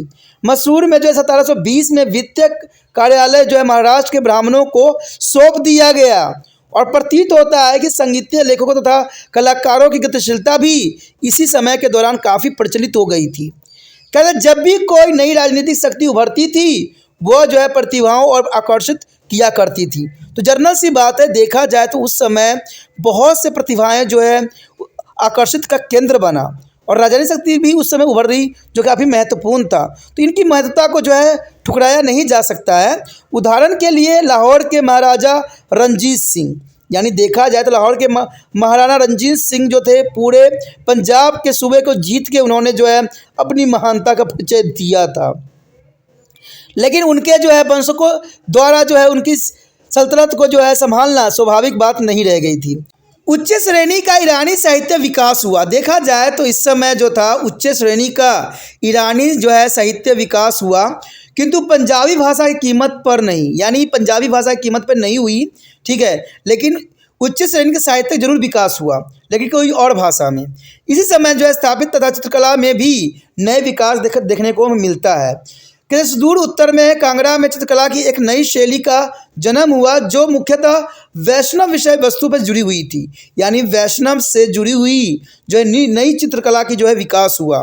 संस्कृति, माहौल, प्रभावों तथा आदर का ही परिणाम था। और मुख्य धर्मों में मराठे ने अजमेर में शेख नजीरुद्दीन चिश्ती की दरगाहों को संभाल रखा था। यानी इन्होंने जो है अजमेर में देखा जाए तो मराठों ने जो है शेख जो है नजीरुद्दीन चिश्ती की जो दरगाहों को संभाल के रखा था। वहीं तंजौर के राजा ने नागपुर के शेख सऊद हमीद की दरगाह को आर्थिक सहायता भी दी थी। तो इस समय देखा था जाए तो राजा का भी महत्व कम नहीं था।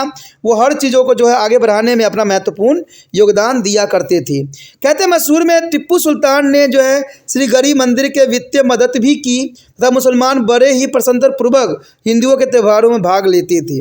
अब देखिए कितना महत्वपूर्ण बात आता है कि मुसलमान बड़े ही प्रसन्नतापूर्वक हिंदुओं के त्यौहार में भाग लेते थे। यानी वो सभी एक हो रखे थे। उसी प्रकार जिस प्रकार हिंदू जो है उत्साहपूर्वक मुहर्रम का हिस्सा बनते थे। यानी हिंदू मुस्लिम में जो था जातियों की भेद इतनी नहीं थी। एक दूसरे के त्योहारों में जो है रहना, जीवन यापन करना, मनाना, प्रसन्नतापूर्वक रहना दोनों धर्मों के लिए महत्वपूर्ण बात थी। वास्तव में आचार्य है कि आज जिस भारत की जो है परंपरावादी सभ्यता कहा जाता है वह उस काल की तथा उत्तरवर्ती शताब्दी की ही देन है। यानी जो हम आज संस्कृतियों का प्रयोग कर रहे हैं आखिर देखा जाए तो वो सारे के सारे 18वीं शताब्दी की ही देन है, जो कि काफ़ी अपनी महत्ता को दर्शाती है। और ये काफ़ी महत्वपूर्ण भी है कि उस समय जो हुआ करते थे हिंदू मुस्लिम एक हुआ करते थे और एक दूसरे के त्योहारों में जो है प्रसन्नतापूर्वक भाग लिया करते थे और अपना कर्म किया करते थे। तो इससे पता लगता है कि उनमें कितनी जो है एकता की भावना हुआ करती थी और कितना प्रेम हुआ करता था। आज की तरह नहीं जो छोटी छोटी बातों पे जो है सांप्रदायिक दंगा फसाद होने लग जाता है, जो कि बहुत बड़ी विडंबना है और बहुत बड़ी जो है हमारे देश में मानवता के लिए खतरा का सबसे बड़ा सबब बन गया है। तो इससे हमें पुराने समय से कुछ सीखने की आवश्यकता है, जानने की आवश्यकता है। यहाँ पर अगर हम बात करें कि 18वीं शताब्दी के भारत के इतिहास को समझने में कुछ मतभेद हुए हैं, इसमें कोई दो राय नहीं है कि 18वीं शताब्दी के जो भारत के इतिहास को समझने में कई मतभेद हुए हैं। और इस मतभेद को जो है जो हमारे माइंड से निकालना बहुत ज़रूरी है, क्योंकि इस बात से आपको भी मतभेद हो जाएगा कि आखिर 18वीं शताब्दी के विषय में कोई कुछ और बोल रहा है, कोई कुछ और बोल रहा है। लेकिन 18वीं शताब्दी की वास्तविकता क्या है तो ये जानना आपके लिए बहुत इंटरेस्टिंग रहेगा। कहते हैं चैप्टर तो आपने समझ लिया, लेकिन आपको ये जानना जरूरी रहेगा कि 18वीं शताब्दी के भारत के इतिहास को समझने में किस बात पे जो है मतभेद हुआ है। तो यहाँ देखा जाए तो 18वीं शताब्दी के प्राकृतिक के बारे में विभिन्न इतिहासकारों में मतभेद है। यानी प्राकृतिक इसके इतिहास के बारे में बहुत से इतिहासकार का जो है मतभेद है, चाहे वह मुगल इतिहासकार हो या उपनिवेशिक अध्ययन में रुचि रखने वाले हो। आरंभिक मुगल अध्ययन मुगल साम्राज्य के पतन के दृष्टिकोण से सभी परिवर्तनों को देखते हैं तथा इस युग के जो है अंधा युग भी करार देते हैं। यानी इस युग को अंधा करार युग देते हैं कि लोगों ने बिना सोचे समझे जो है इतिहास लिखा है। और इस प्रकार मुगल राजनीतिक संकट को आर्थिक तथा जो है सामाजिक विफलताओं के साथ देखा जा सकता है। हालांकि बाद के अध्ययनों ने 18वीं शताब्दी के जो है अर्थव्यवस्था तथा समाज को क्षेत्रीय आधार पर अलग जरूर कर दिया था और उपनिवेशिक काल की शुरुआत दिखलाई, जैसे 18वीं शताब्दी का जो उत्तरार्ध कहा गया। और इस प्रकार दो स्थितियां जो निरंतरता बनाए और परिवर्तन के इर्द गिर्द बहस करती रही। यानी देखा जाए तो निरंतरता इसमें जो है परिवर्तन देखने को मिला। सामान्य भारतीय इतिहासकार उपनिवेशी विजय को जो है भारतीय इतिहास का प्रस्थान बिंदु मानते हैं, जो 18वीं शताब्दी के मध्य में आरंभ हुआ था। अंततः 18वीं शताब्दी के परिचय में दो मुद्दे उभर कर आते हैं। पहला तो ये आता है कि प्रथम क्या मुगल जो है साम्राज्य के पतन में सामाजिक आर्थिक ढांचे के टूटने की शुरुआत कर दी थी। ये सबसे पहला प्रश्न है कि मुगल साम्राज्य के पतन ने सामाजिक आर्थिक ढांचों को जो है टूटने की शुरुआत कर दी थी। और दूसरा उपनिवेश का जो है आगमन परिस्थितियों या जन्य या नहीं थी। क्या नहीं देखा जाए तो उपनिवेशवाद का जो है आगमन परिस्थिति के अनुसार थी कि नहीं थी। तो ये बहुत क्वेश्चन इंपॉर्टेंट बनाता है। और उसके बाद क्वेश्चन आता है क्या 18वीं शताब्दी के कला युग माना जाए या आर्थिक उन्नति का समय माना जाए, या कला युग माना जाए या आर्थिक उन्नति का समय माना जाए। तो सभी इतिहासकार में इस बात के जो है बहुत ही मतभेद है। क्या यह बड़ा अंतराल था या निरंतरता के परिवर्तन का युग था। अब इस पर भी क्वेश्चन मार्क्स लगा हुआ है। क्या किया जा सकता है कि ये अंतराल है या निरंतरता के परिवर्तन को युग कहा गया है। अंग्रेजी सत्ता भारत में किस प्रकार 18वीं शताब्दी में फैली, इस पर भी प्रश्न चिन्ह लग रहा है। तो ये सबकी बड़ी बात है ना कि ये बहस की बात है। राजनीति, समाज, अर्थव्यवस्था और धर्म तथा संस्कृति की मूल प्रवृत्तियों से संबंधित प्रश्न 18वीं शताब्दी के इतिहास के अध्ययन में बहस पैदा कर देती है कि आखिर ऐसा क्यों हुआ, राजनीतिक, सामाजिक, आर्थिक, धर्म में इतनी विभिन्नता क्यों देखने को मिली। तो ये बहुत बड़ी बहस का विषय बन जाता है यहाँ पर। पारंपरिक तौर पर इतिहासकार भारत की 18वीं शताब्दी के काल युग बताते हैं। यानी देखा जाए पारंपरिक तौर पर तो इतिहासकार भारत की 18वीं शताब्दी को कला का युग बताते हैं, क्योंकि यह युद्ध, राजनीतिक कोलाहल तथा आर्थिक पतन का स्थिति एवं समृद्धि मुगलों का आधिपत्य शासकों के मध्य फंस गया था। यानी देखा जाए तो आर्थिक पतन का समय इसको माना गया, ठीक है, और समृद्ध मुगलों तथा आधिपत्य शासकों के मध्य ये तिरमिला रही थी, फंस गई थी। और इस दृष्टिकोण से हालांकि नई पीढ़ियों को भारतीय इतिहासकारों ने चुनौती भी दी, जिन्हें आरंभिक मुगल शासकों तथा उत्तरवर्ती अंग्रेज राज्यों की निरंतरता पर बल दिया गया तथा उन्हें छोटे राज्यों पर चिंता जताई गई जो मुगल शक्ति के क्षीण होते ही उदय हो गया था। पूरे भारत को प्रभावित करने वाली राजनीतिक उठापटक किसी को भी यह पूछने को बाध्य कर सकती है कि क्या मुगल साम्राज्य के पतन ने केंद्रीय रणनीतिक शक्ति में एक अंतराल उत्पन्न अस्थिरता के चरण को जन्म दिया था। तो ये तो प्रश्न पूछना आम बात हो जाती है, जिसमें पहले तो क्षेत्रीय शक्ति का उदय हुआ और बाद में इसे अंग्रेजी उपनिवेश के लिए मार्ग प्रशस्त कर दिया। तो देखा जाए तो पहले क्षेत्रीय शक्तियों का उदय हुआ और बाद में अंग्रेजों ने इसको उपनिवेश बना के तहस नहस कर दिया। यहाँ यह महत्वपूर्ण है कि मुगल साम्राज्य के पतन को भारतीय समाज के पतन के लिए तथा शताब्दी के प्रवृत्ति में केंद्रीय सत्ता के पतन के फलस्वरूप रिक्त स्थान को भरने के लिए अवध तथा बंगाल के नवाब तथा हैदराबाद के निज़ाम जैसे क्षेत्रीय शक्ति के उदय के लिए जिम्मेवार माना जाना चाहिए। इसमें कोई दो राय नहीं है, सच्चाई है। यद्यपि क्या अंग्रेजी ईस्ट इंडिया कंपनी का आविर्भाव भारतीय समाज और अर्थव्यवस्था तथा राजतंत्र के लिए धक्का था, या अंग्रेजी उपनिवेश को 200 वर्षों तक भारत में शुरुआती थी। देखिए कहा जाए तो यहाँ पर अंग्रेजी उपनिवेशवाद कहते हैं 200 सालों तक राज्य किया और अपना प्रभुता जमाए रखा और भारत का शोषण किया। तो यह आम बात नहीं है, बहुत ही इंपॉर्टेंट बात है। तो इस बात पे बहुत से इतिहासकार का मतभेद है और इस बात पे कहते हैं बहस करने की आवश्यकता नहीं है। उस समय के इतिहासों को जानने और समझने की ज़रूरत है। कहते हैं मतभेद रखना, मतभेद करना या किसी बात को काटना, ये तो बड़े बड़े विद्वानों का एक चरम प्रमाण है कि वो विद्वान है। लेकिन फिर भी हम कह सकते हैं कि इन बातों को अलग रूप दे के इनको सही अर्थों को यहाँ बयान करने की आवश्यकता है। और सही मानने में अर्थ तो यही था कि 18वीं शताब्दी में देखा जाए तो जितना हमने जाना समझा तो पतन के साथ साथ उत्कृष्ट का भी समय काल था, जहाँ मुगल का पतन हो गया पूरी तरह से। वहाँ पर अंग्रेज़ों का उत्थान भी हुआ और अंग्रेज भारत में आके अपना सत्ता का 200 साल बहुत बेखूबी उन्होंने चलाया। बेशक उन्होंने भारत का कहते हैं शोषण किया, लेकिन कहते हैं शोषण तो हमने पढ़ा कि राजाओं के टाइम भी लोगों की जनता का शोषण हुआ करता था। तो अंग्रेजों ने किया तो कौन सी बड़ी बात है। और आज क्या, आज शोषण नहीं हो रहा है? आज देखिए शोषण हो रहा है। आज बहुत जगहों पर देखिएगा तो यहाँ पर शोषण का ही एक कंडीशन देखने को मिलता है। तो ये बहुत बड़ी बात है, बहुत ही इंपॉर्टेंट चीज़ है जिसको आपको समझना और जानने की ज़रूरत है। ठीक है दोस्तों, अगर आपको अच्छा लगा तो लाइक शेयर सब्सक्राइब जरूर करना और जितना हो सके इस वीडियो को दूसरे बच्चे तक पहुंचाने में त्रिपाण स्टडी सेंटर का आपने हेल्प करना है। तो इसलिए आपको कुछ भी नहीं करना है, यूट्यूब से कॉपी को लिंक को कॉपी करना है और व्हाट्सएप स्टेटस पे लगा देना है। इसे जो बच्चों को ज़रूरत होगा वो बेखूबी आपके स्टेटस से देख लेंगे।